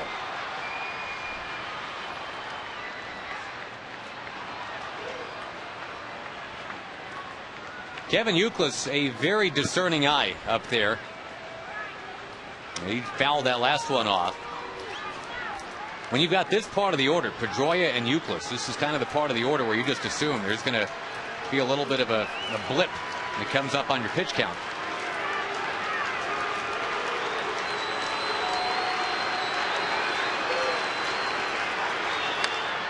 Into the alley in right center field. Pedroia racing to third and being asked to come on around. Kinsler with no relay throw. It's 2-1.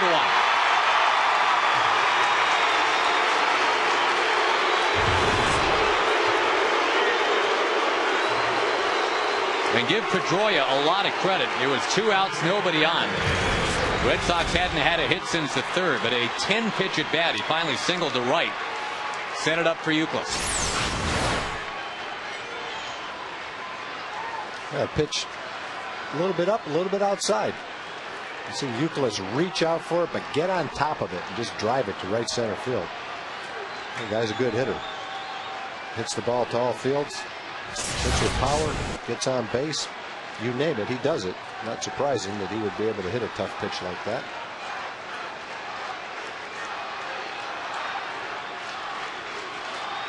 Jason Jennings starting to get loose. Well, if Tommy got Pedroia early in the count, he would have been out of this inning with about 65 pitches. And as it is, with that long at bat and a relatively long at bat to Euclid, now his pitch count with the next pitch will be 80, which is not bad for 6 innings.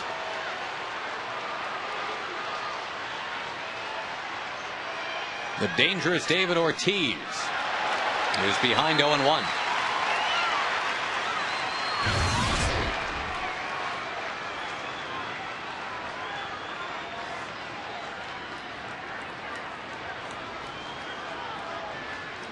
Batting average of only .226 means it has been a disappointing season for Ortiz.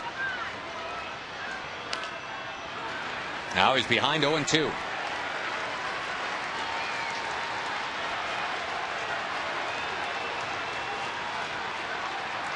About half of what Hunter's had to deal with in his sixth inning was that one at bat from Pedroia.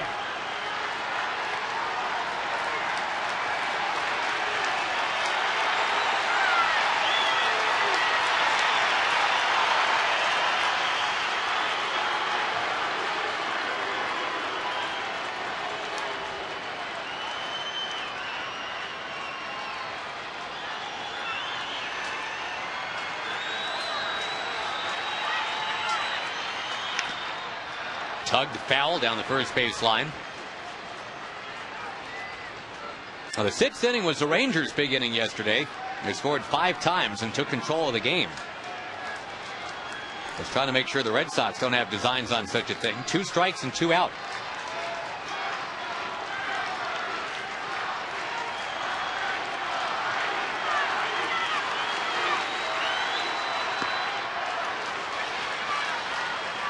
The league's leading RBI man is on deck, Jason Bay.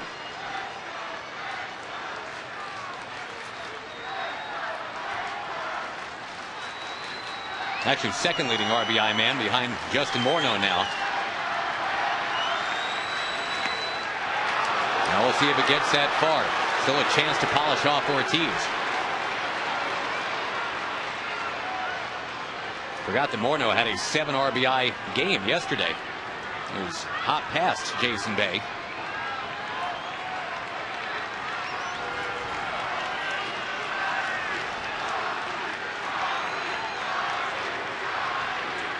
Two out pitch. The big pop-up. Got it right where he wanted it. Belt high in on the fist. Weak pop-up. Beautiful. Right to Elvis Andrews.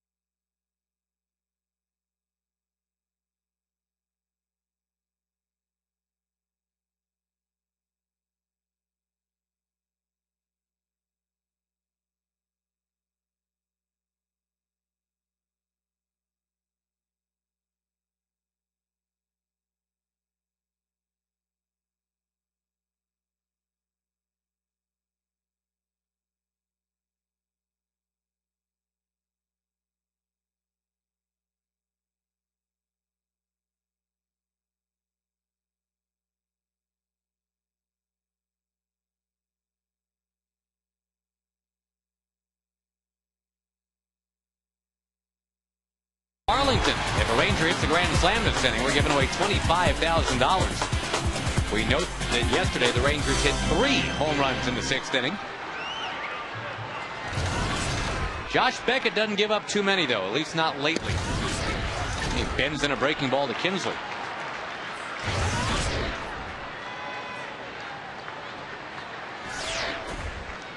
Beckett has retired 13 consecutive.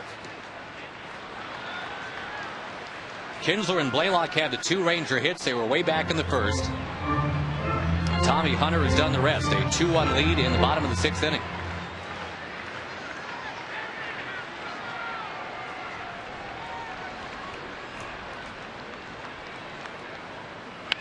Kinsler's been getting it done defensively in this game, too. Running him down for the aforementioned Tommy Hunter. Our Coors Light freeze cam will show you.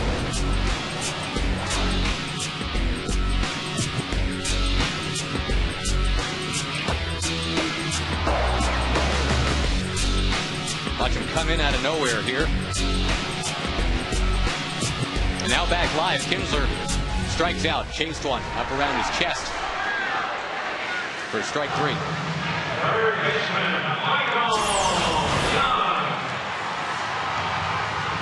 That is some straight on Texas heat right there for Mr. Beckett. Well, it came right after 2 curveballs.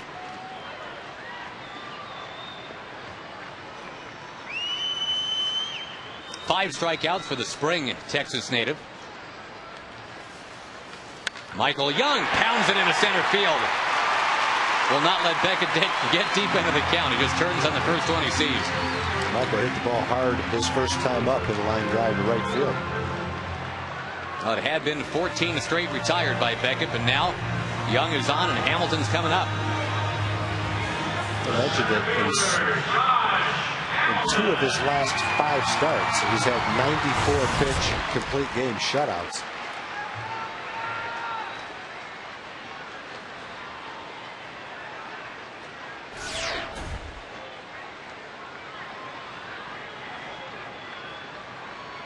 He's had some big shutouts in the postseason as well as Mr. Beckett.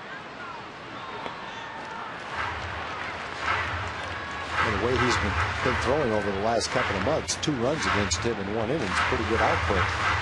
In 6 of his last 10 starts, he hasn't given up an earned run. He has been very stingy. 8th in the league in ERA, 4th in opponent's batting average, 6th in strikeouts.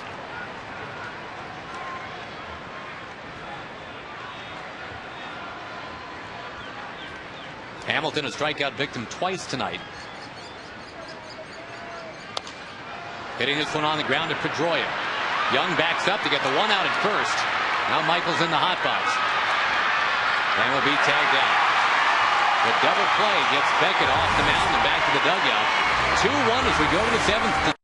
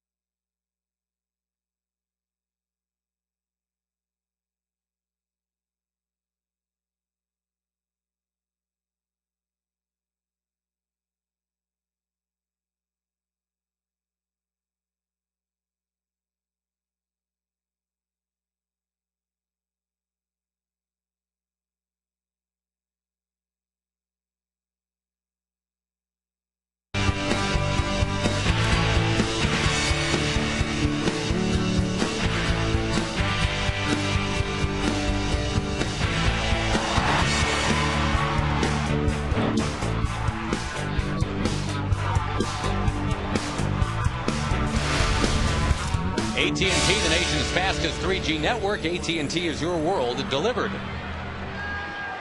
Now, Tommy Hunter gave the Rangers 6 innings tonight, gave up only 1 run. That was right at the end of his very, very good performance tonight. Jason Jennings will take over now, the Mesquite native. Hunter ends up allowing 4 hits, just a 1 run, only 1 walk, which was key. And he struck out a couple. It was all about the fly ball outs that he accumulated as we check our Verizon wireless call to the bullpen and tell you about Jason Jennings.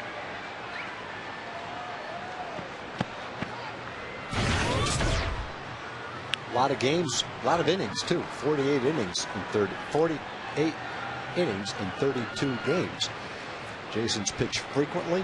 He's pitched in all different parts of the game, early, late, And occasionally he's thrown 35 or 40 pitches. The Jason to Jason battle here. Jennings to Bay. And Jennings hops ahead 0-2.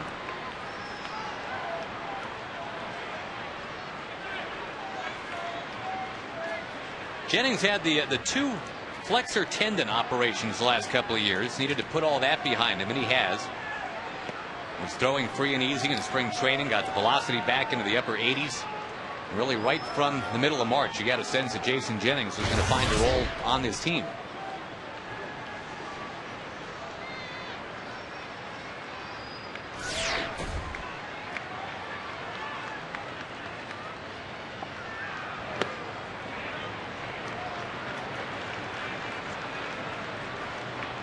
Jason Jennings, a sociology major at Baylor and an All-American pitcher there too. Grew up wanting to be an FBI agent someday and has turned into a pretty good baseball player. Line shot, foul.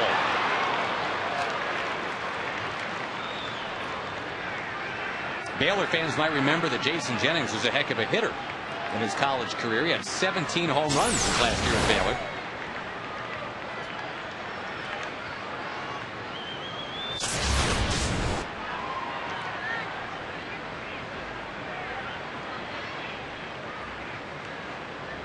Two to Jason Bay. Whoa, close but no. 3-2.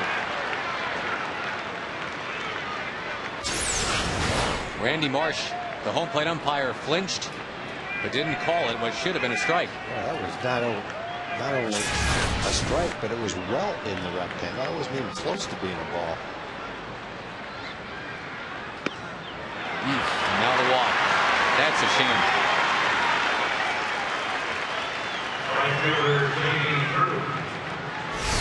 As for the starter, Tommy Hunter, the Pontiac starting line. Get the Pontiac you want before they're gone.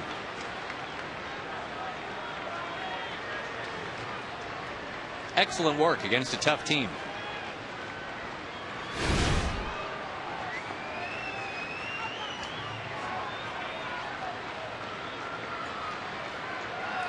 J.D. Drew, the hitter, and will take a strike.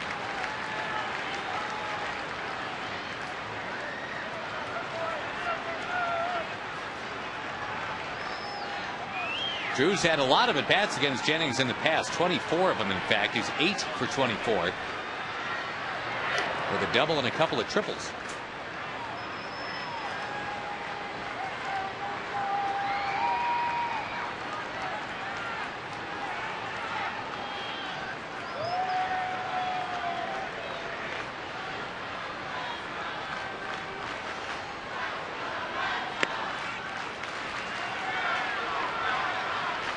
Now Jennings has to shake off the disappointment of the Jason Bay at bat. It sure looked like he had him. The Bay, who leads the team in walks, on base with that walk to start things in the 7th in a 2-1 game.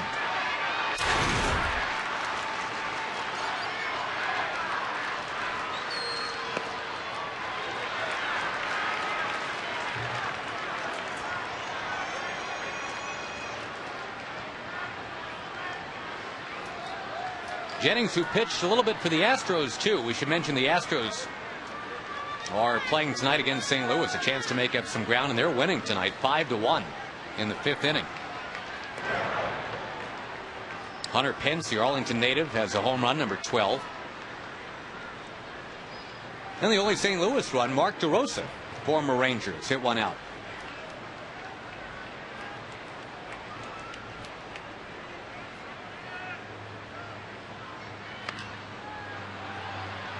Into the crowd, 2-2 to J.D. Drew. And some other scores for you. The Brewers have defeated the Pirates 2-0. Braden Looper goes to 9-4 with a shutout. Now, Trevor Hoffman's ended up being a halfway decent pickup for Milwaukee. Tag save number 22. Future Hall of Famer.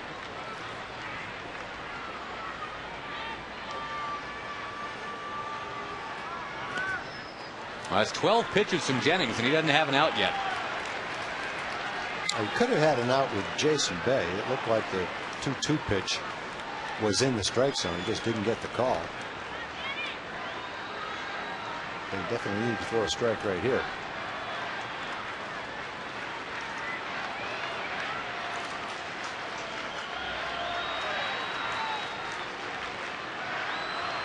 Runner goes, and a bouncing ball foul. Atlanta beat the Giants 8-1. Actually, that game is not yet over. It's in the ninth. Brian McCann has homered.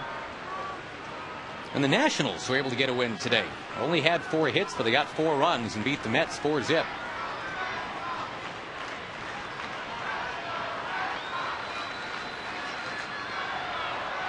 Again, the runner goes.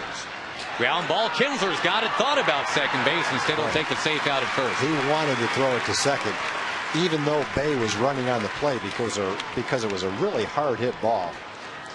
He took a quick look, realized it would have been too risky, and got the sure out at first base.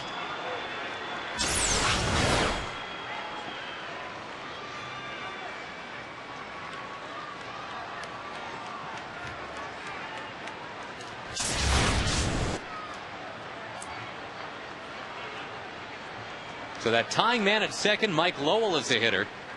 He's only been off the DL for a few days now. Had that hip injury. Saul Kalamaki out to game plan with Jennings. Is that also maybe just changing up the signs of the runner at second? It could be just to make sure that they're on the same page. You always have a different set of signs with a man on second because he can look in to see the signs. And so there's always a little bit of a threat that the runner at second will relay the signs to the hitter. Make sure that that doesn't happen. You don't just put down one sign, you put down a series of signs. A little harder to decipher if you're the guy out at second. The other thing that benefits the hitter is if he knows whether the catcher sets up on the inside or the outside of the plate.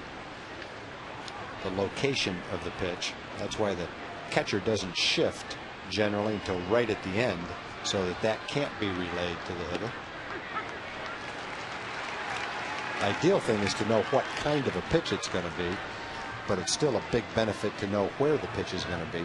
Generally, if you're a right-hand hitter and the catcher sets up on the inside part of the plate, that's going to be a fastball. Away is a different story. It could be anything. You saw Salty kind of shift at the last moment right there. Jennings gets ahead 1-2.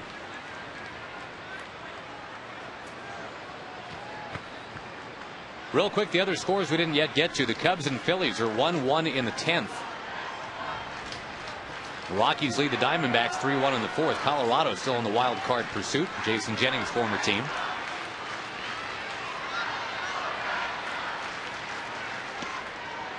Down and in. And updating with the Angels and the Royals. That's the game a lot of Ranger fans are interested in. The Angels already took the opener of that doubleheader 8-5. Game 2 is tied 2-2.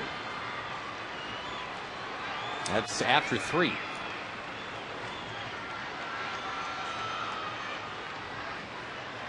Runner going second to third, and a foul ball. Pretty good jump right there, too, for Bay. That's some daring base running. DeMarlo Hale, by the way, the third base coach, former Ranger base coach.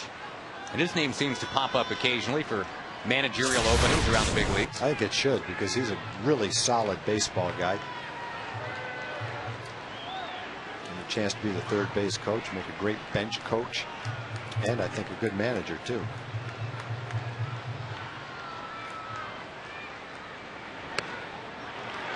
It's another full count. Jason Varitek's on deck.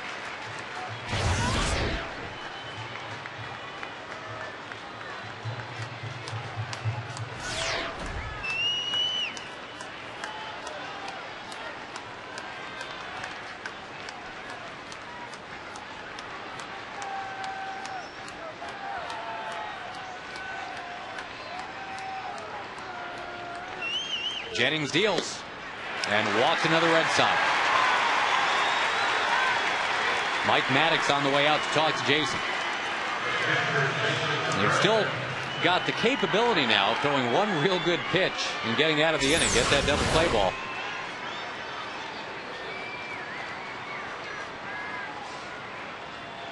Boy, number 7 was real close.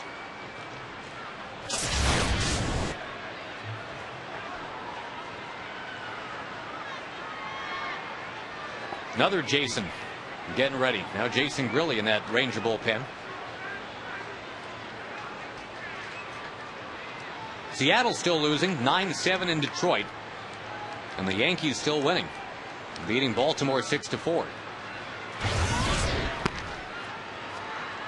Also, the Indians rallied past the Blue Jays in Toronto 2 in the 9th to make it a 2-1 final. Cliff Lee gets credit for that win. All right, so here's Varitek, and he pops the first one into the crowd.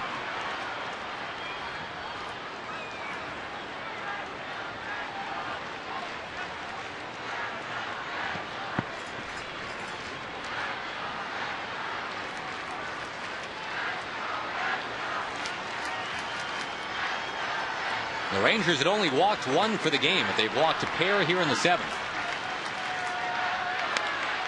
Down the right field line, foul. And Jennings right where he wants to be now, ahead 0-2.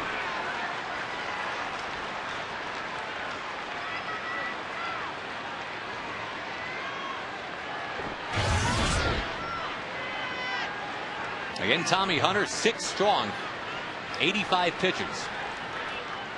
Now the Rangers asking Jennings to navigate the 7th.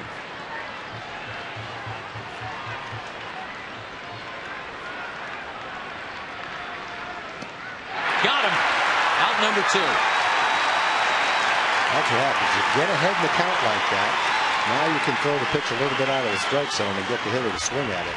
That was Jason's signature pitch right there to a left-hand hitter. Slider down and in. Actually a lot closer to the strike zone than it looks based on where Salfa Lamacchia caught the ball. And Varitek swung right through it. 2 outs, 1 more to go. Number 9 hitter Jed Lowry, 3 for 27 for the year, but that's a guy with a lot of talent. Former Stanford Cardinal is going to take down too low. He has a double in the game. He also flied out to center field.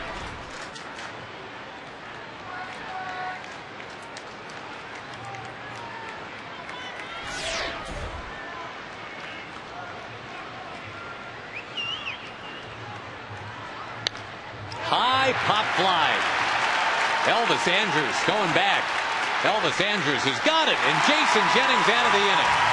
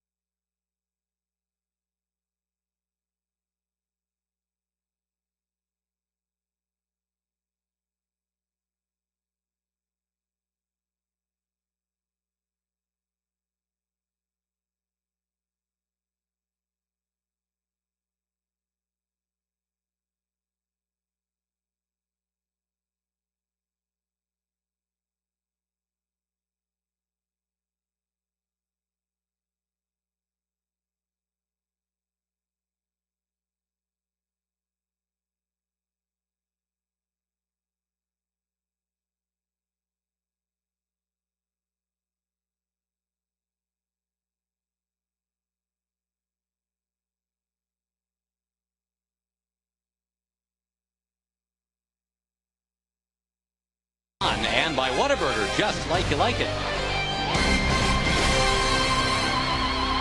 The Tom Grieve fan club growing by leaps and bounds. And the Rangers tonight leading the Boston Red Sox 2-1. Looking for more. Line drive, base hit. Andrew Jones right out of the box on his way to second base. I don't know how he hit that pitch.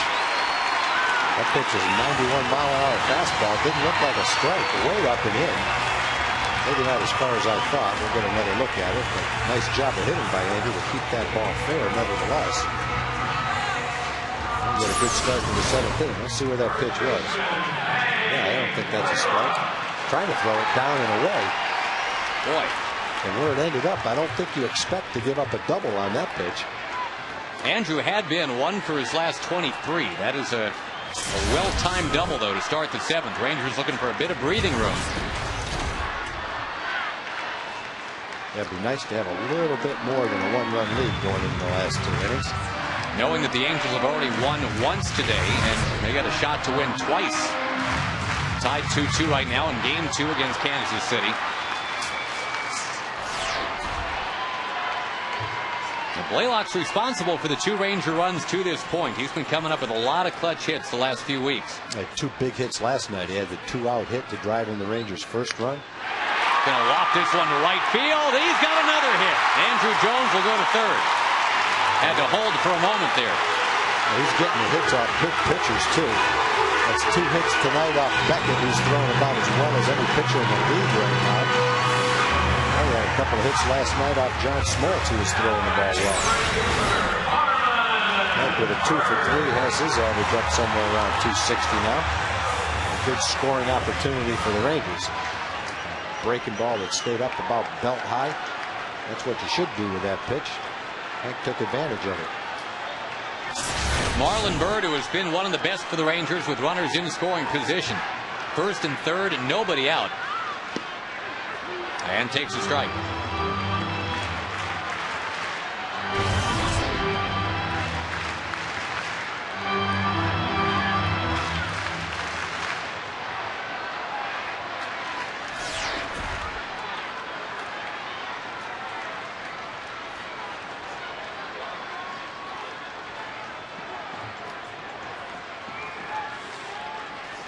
Beckett and Varitek trying to agree on what to do right here.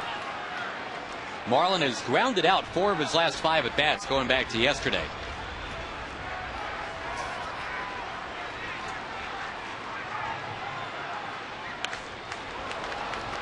You're looking for a fly ball, if anything, here. You don't want to, even though a run would probably score on a double play, you'd like to keep this as a potential big inning, not just settle for 1 run.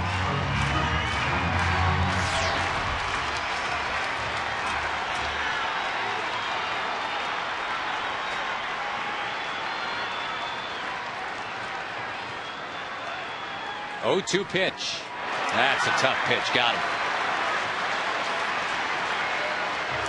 And now it'll be Beckett against Murphy.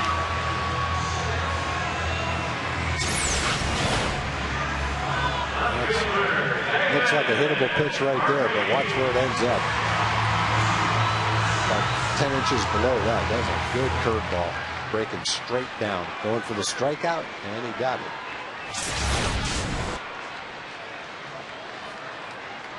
All right, time to put in the call. David Murphy. He's got 8. A good one last night. Yeah, well, he's got 8 home runs this year now. And indeed, that 8th one yesterday, around this time in the ball game.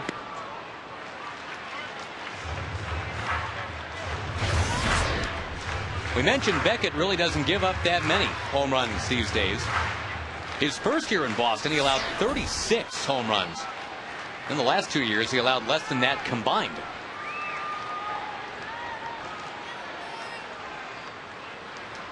Murphy, a former Boston Red Sox, a first-round pick of the Red Sox. Will take outside.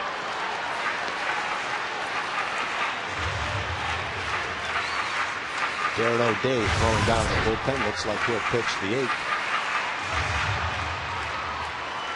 Normally, in this type of a game, you'd see CJ in the 8th and Frankie in the 9th. Changed it up on 2-0, coming in off speed. He doesn't want to give up another run, so he knew Murphy would be looking for a fastball right there, so he dropped a curveball in there for a strike.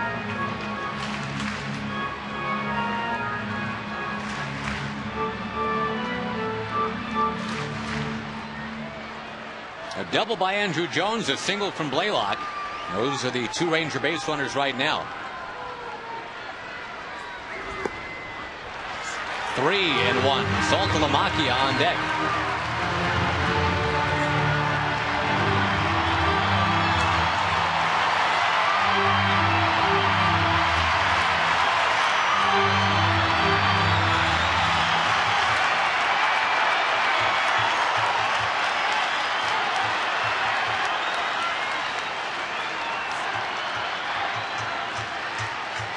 Runner going from first. That's Blaylock, who's now got a jam on the brakes. A fly ball to left, and Andrew Jones tagging. Andrew Jones is going to try it. The throw to the plate is not in time. It wasn't an exceptionally deep fly ball, but in that situation, you got to be aggressive. And Dave was aggressive with the ball, and Andrew went in hard. The throw was offline from Bay. Lowell, the cutoff man, knew it, had to cut the ball off and make a throw. Didn't get there in time, and the Rangers pick up a big insurance run. Smiles all the way around in that dugout.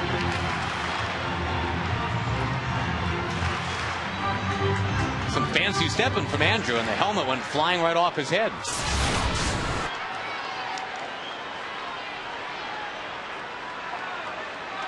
Murphy's 26th run batted in of the year, and it is a 2-run lead again for the Rangers.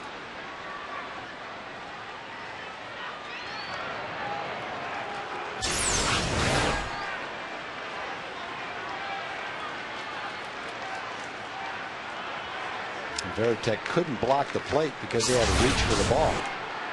Andrew was able to get his foot in there. Saltalamacchia flicks it into the crowd. Well, it's been another very well pitched game, obviously, by the Rangers again tonight. As of this moment, their team ERA is 4.29. That is 7th in the league. The lowest ERA the Rangers have had in July since 1993.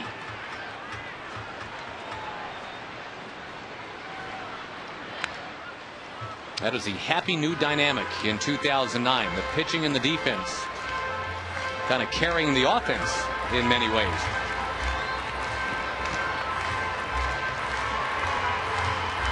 And the bullpen ERA even better than the starters ERA, 3.91 as you check that forward leaderboard.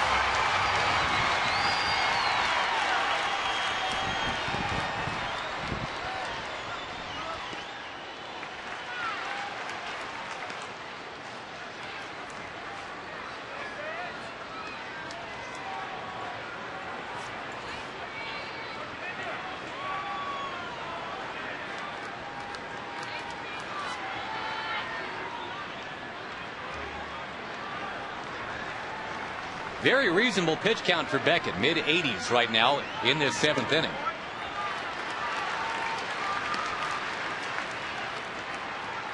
Boy, these are the kinds of games that Ron Washington loves. One big inning yesterday, but the rest of the time it was pitching and defense. Can't really say that there was one big inning tonight, a 2-run first and a 1-run 7th, but so far it's been enough.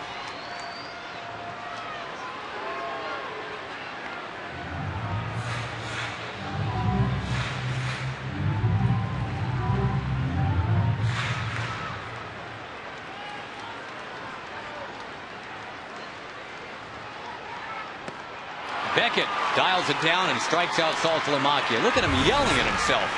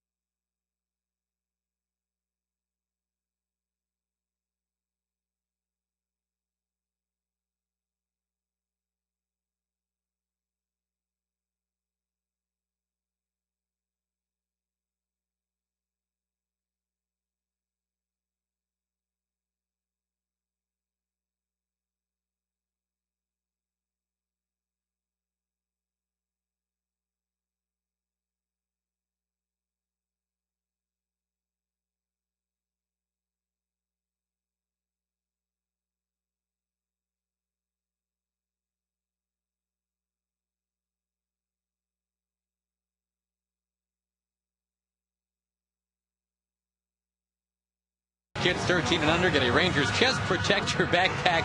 Compliments of Dr. Pepper. Sean is just having a great time modeling that thing for us. TexasRangers.com or 972 Rangers. Those are ways to get your tickets and make sure that you are here. That's a pretty cool item right there. It's a unique item. I never saw that before. Very nicely done. Great model, too. Excellent. Nice job, Shauna. Been here since the 4th inning waiting to get that done. Yes, on Fox Sports Southwest. But she knows who's paying the bills, too. A star is born tonight. All right, we've got baseball to talk about, too, with Darren O'Day taking over in the 8th inning as forecast. 3-1. Rangers on top, a 2-run first and a 1-run 7th. And Darren O'Day has been a money man for the Rangers. 7th inning, 8th inning. Throwing a lot of strikes. No, he opens up 1-0 to Jacoby Ellsbury here. This will be a challenging inning. Ellsbury obviously with that great speed. Then two of the tougher outs in the league, Pedroia and Euclid. Well, Jason had to throw some pitches to get out of the 7th inning, but he got the outs when he had to get them. After a couple of men were on, struck out Veritek, popped up Lowry. 2 big outs to get out of that inning.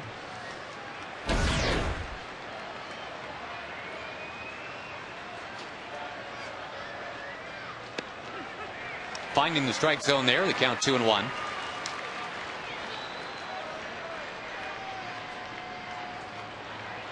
The series concludes tomorrow night. Another 7:05 first pitch. Vicente Padilla will throw that pitch for the Rangers. Little jam shot, but it's sinking towards center field. Caught on the run by Hamilton. Boy, off the bat, it looked like a blooper that might fall in, but fortunately, Josh, whether it's Josh or Marlon, they get good jumps coming in like that. They've got the good speed, and they can outrun that little blooper. And it's a good out. Keep Ellsbury, as you said, Josh, keep the guy with the speed off the bases to lead off the inning. 15 fly ball outs now for the Rangers. We go to Jim Knox. All right, guys, all day long, all night long. I tell you what, the progressive fan of the game has to be Brandon out of the Rangers because he's letting the Red Sox fan go at it right now. You guys go, what's going on here? He's a Ranger fan. Okay. Well, Brandon was holding his ground. Congratulations, progressive fan of the game. Tex also helped out. Way to go, Brandon. Way to go, man. There we go. Brandon, look at the camera. There we go. Tex. Let's go Rangers one more time. Let's go Rangers! All right, way to go, Brandon. Let him have it. Jim, tell Big Tex I said hi. Big Tex, Tom said hi. Why don't you say hi to Tom and the Meg? Tom, Josh, I love you guys. You take it up. Hey, keep it up, man. Thanks, Big Tex. All right, good to Haven't see you, seen Tex for a while. Way to go, Brandon. Gotta love Big Tex. Saying hi with a megaphone. Got a microphone and a megaphone down there. Whatever your pleasure. You thought there was only one Big Tex, didn't you? Thought Nolan was the only Big Tex? We got another one in the house tonight. Well, Nolan doesn't carry around a megaphone. No.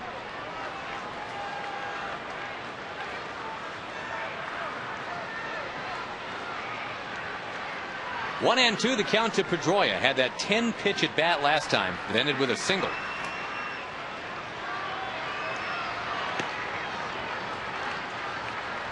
Last year's MVP.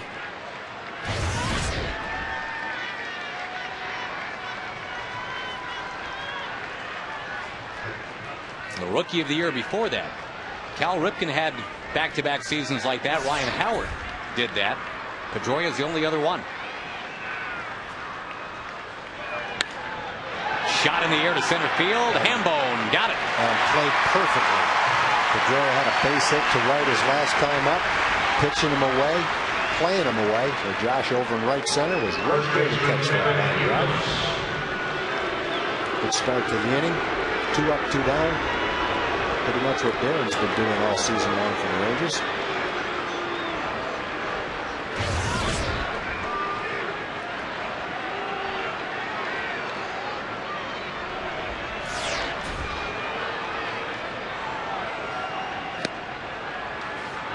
Batting stance guy would have no problem, I would think, imitating Kevin Euclid. This is a very identifiable setup here. I don't know how he's able to get into the actual hitting motion from that, but it works for him. Closing those legs together, curling that bat up behind that dirty helmet.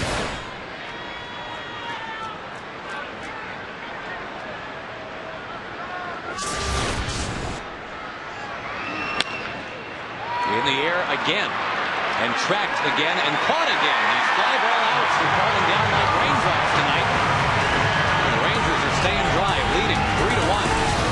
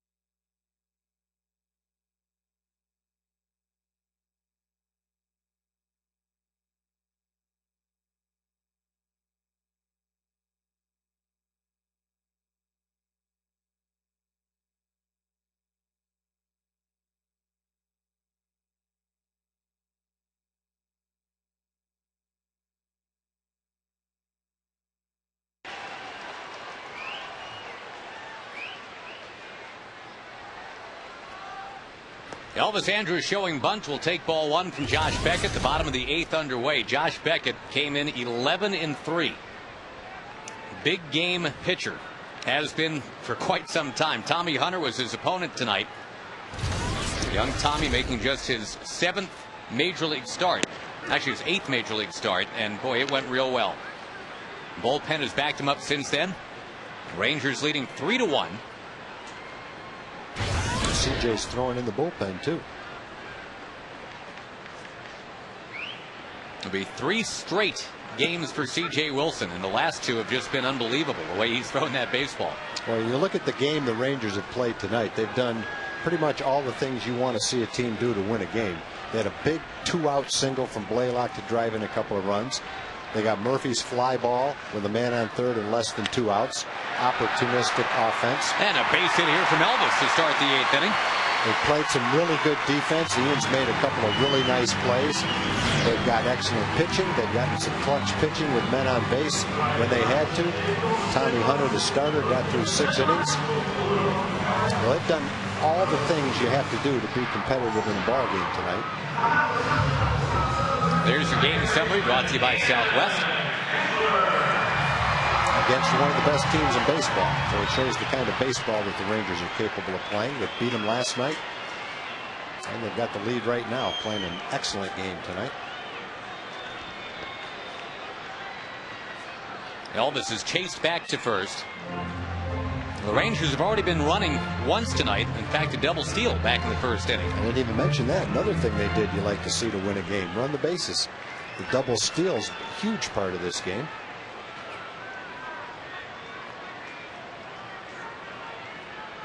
That's been a big part of the Ranger arsenal all year. As you mentioned earlier, the 11th double steal pulled off. That means right there, they're 22 for 22 stealing bases.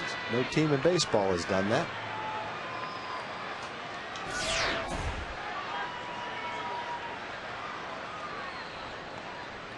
Knocked down by Veritek.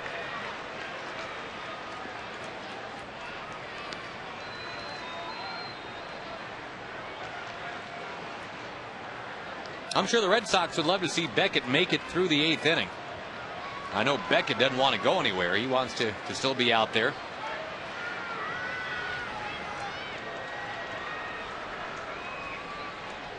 Really not too hot a night tonight. All things considered, 87 degrees right now.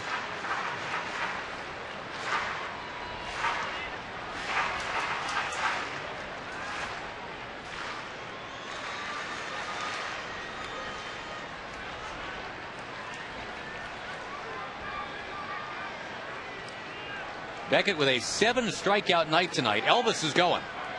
And Varitek's throw down there. No way. Elvis Andrus steals another one.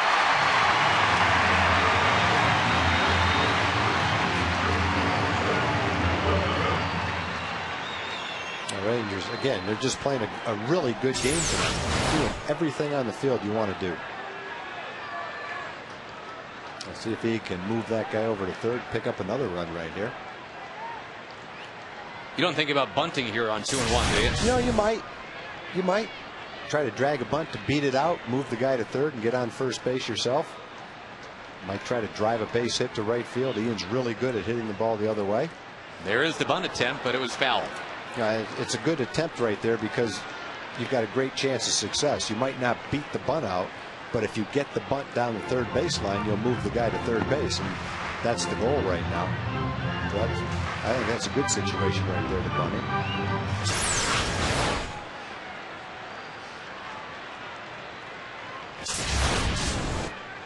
Red Sox in danger of dropping a 4th consecutive game.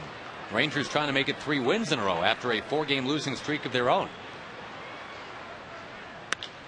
Kinsler after the bunt is swinging away. Andrus is going to tag and easily get to third base. Good at bat for Ian right there. He was making the effort to get that guy to third base, and he ended up doing it. And we got Michael Young up there, chance to make it a 3-run ball game.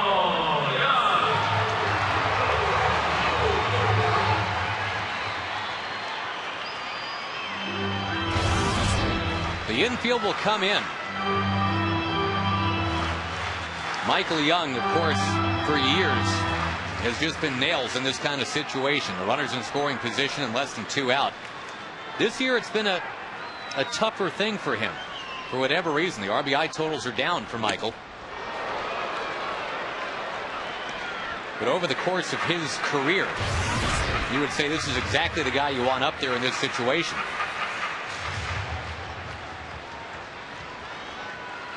That's a nice little stat right there. 7th inning or later, late in the ball game, .356 batting average. Yep, when it matters. It really is one of the surprising stats of the year that Michael Young is still hitting in the 100s with runners in scoring position, but you would never get that general sense because you know you've seen him get so many big hits when they count late in games.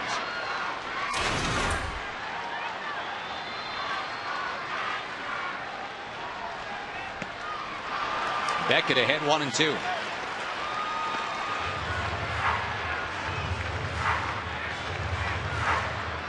The Yankees still leading Baltimore 6-4. That game is in the 9th. Give you an Angels update in the second too.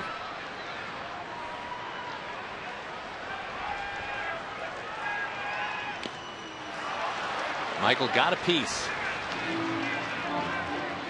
The Angels have now taken a 3-2 lead in game 2. They've already won game 1 8-5. That game in the bottom of the 5th in Kansas City. Angels having called up Sean O'Sullivan to make that start tonight.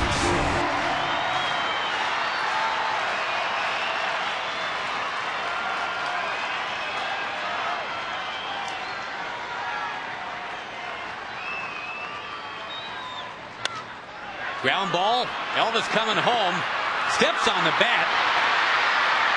Racing. Tagged out and down to second is Michael Young. It's a good job by Elvis. You take a chance. Maybe he bobbles it. Maybe you sneak a run in. If not, your job is to stay in the rundown long enough to let the hitter get into scoring position. That's good base running right there by Elvis. And what you lose with 2 outs is 1 base. You've got a man in scoring position anyway. He's just not on third base. And that's a trade-off that you're willing to make by trying to score a run rather than make the ground ball go through. And the hope is that maybe it's a bad throw, maybe the shortstop bobbles it. Well, he didn't, and then he did some good base running. You had to hold your breath twice that Elvis wouldn't get hurt because there was that tumble right there, and then boy, you'd hate to see him step on the bat and twist an ankle.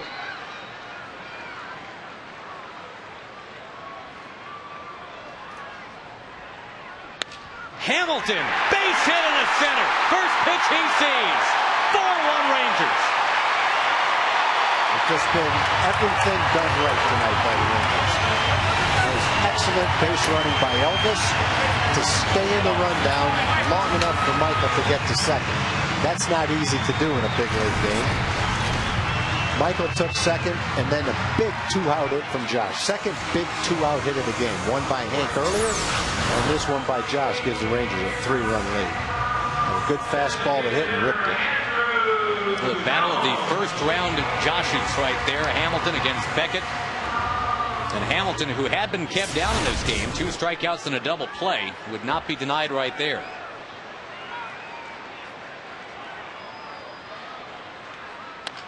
Andrew Jones tops one towards short.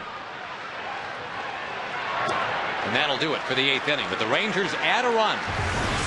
And C.J. Wilson can get himself another save as we go to the 9th in Arlington.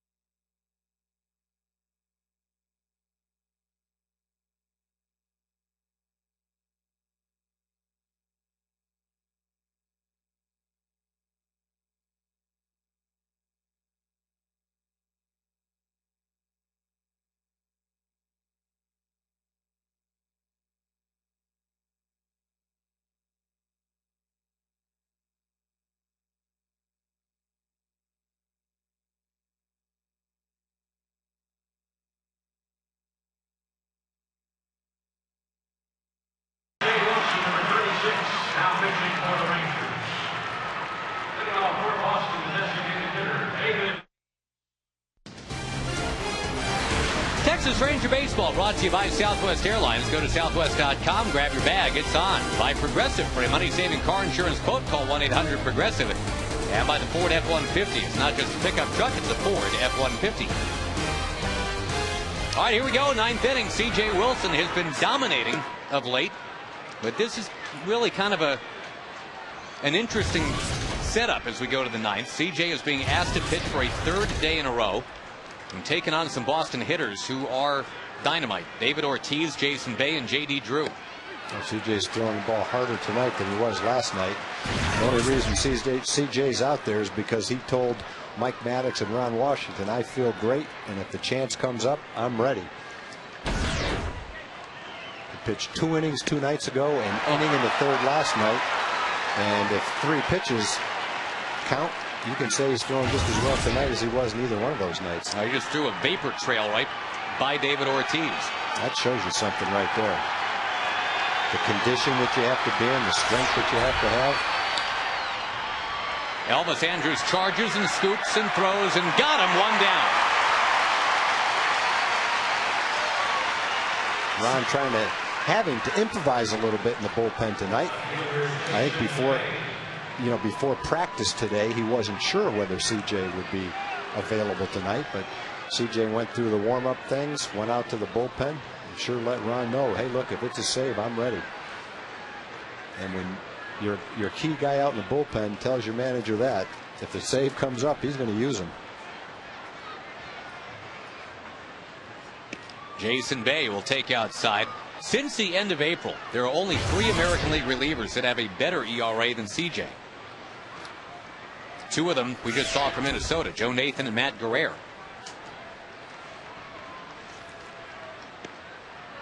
That one drifting a bit.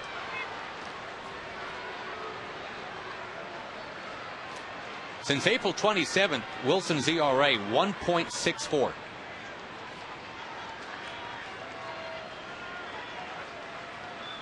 And yeah, until Frankie Francisco is ready to return on Sunday, CJ is now the 9th inning guy.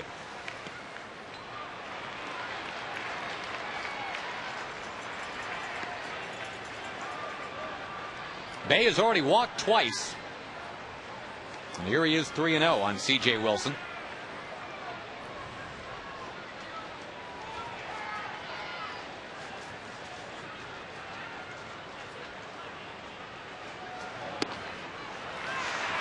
A 3-walk game, and up comes J.D. Drew.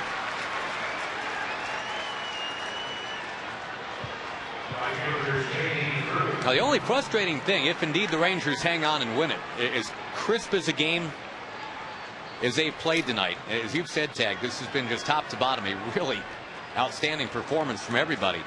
The Rangers could still lose ground if the Angels end up winning Game 2 in Kansas City.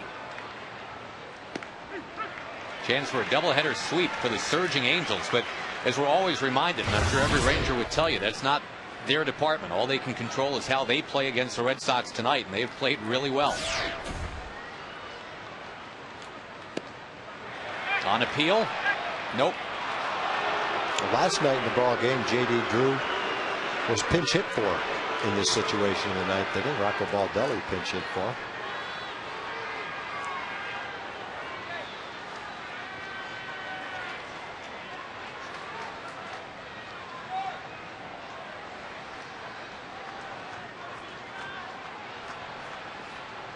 Runner goes, and a foul by J.D. Drew. Red Sox trying to stay out of that double play. CJ's been getting not just ground balls, but really weak ground balls, comebackers right to him. Well, no one's holding Bay on first base, and that's a smart thing to do with a 3-run lead, a left-hand hitter up there. But at the same time, they're not necessarily conceding the stolen base. Runner goes again. Saltalamacchia wings it down there. It is not in time. They had a huge jump, but they're still going to try to get him. That's not defensive indifference, even though the first baseman wasn't holding him on. Well, Bay had to turn it on to get in there. And if the throw is to the second base side of the bag instead of the shortstop side, they do get it.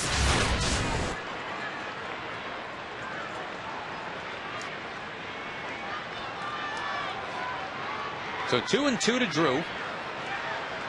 Mike Lowell on deck.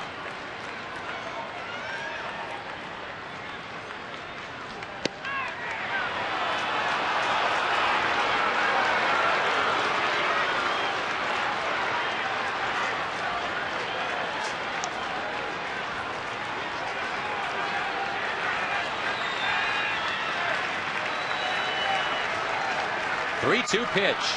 Got him! That's what you have to do right there with a 3-run lead. Throw a fastball right down the middle. Well, if the one can't beat you with a 3-run lead right now. Right. If you get fancy, if you nibble and that pitch misses, you got a couple of chances for the Boston Red Sox to tie the game with one swing. Lowell and Varitek. Instead, the tying man stays on deck, and now with 2 out, here is Mike Lowell.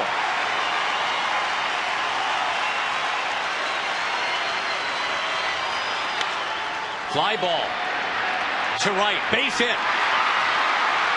No throw to the plate, and now the tying man will hit. It was looking like the 18th fly ball out of the night when it left the bat, but it just kept sinking real quick. Mike Lowell makes it a 4-2 game. Well, good pitch by CJ. Got the ball on the inside corner, jammed him, just looped a little fly ball into right field.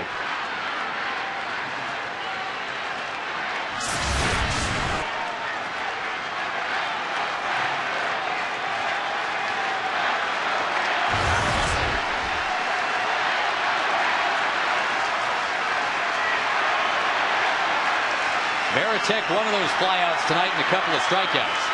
Outfield is deep.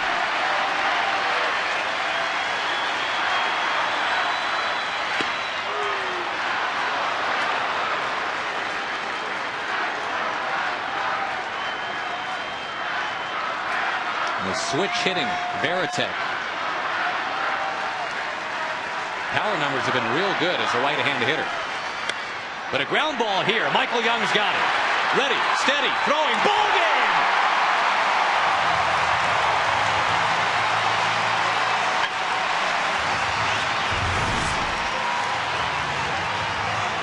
Your Romano's Macaroni Grill player of the game, Hank Blaylock. The 2-run single back in the first, you can say, is the difference in the game. It was 2-2.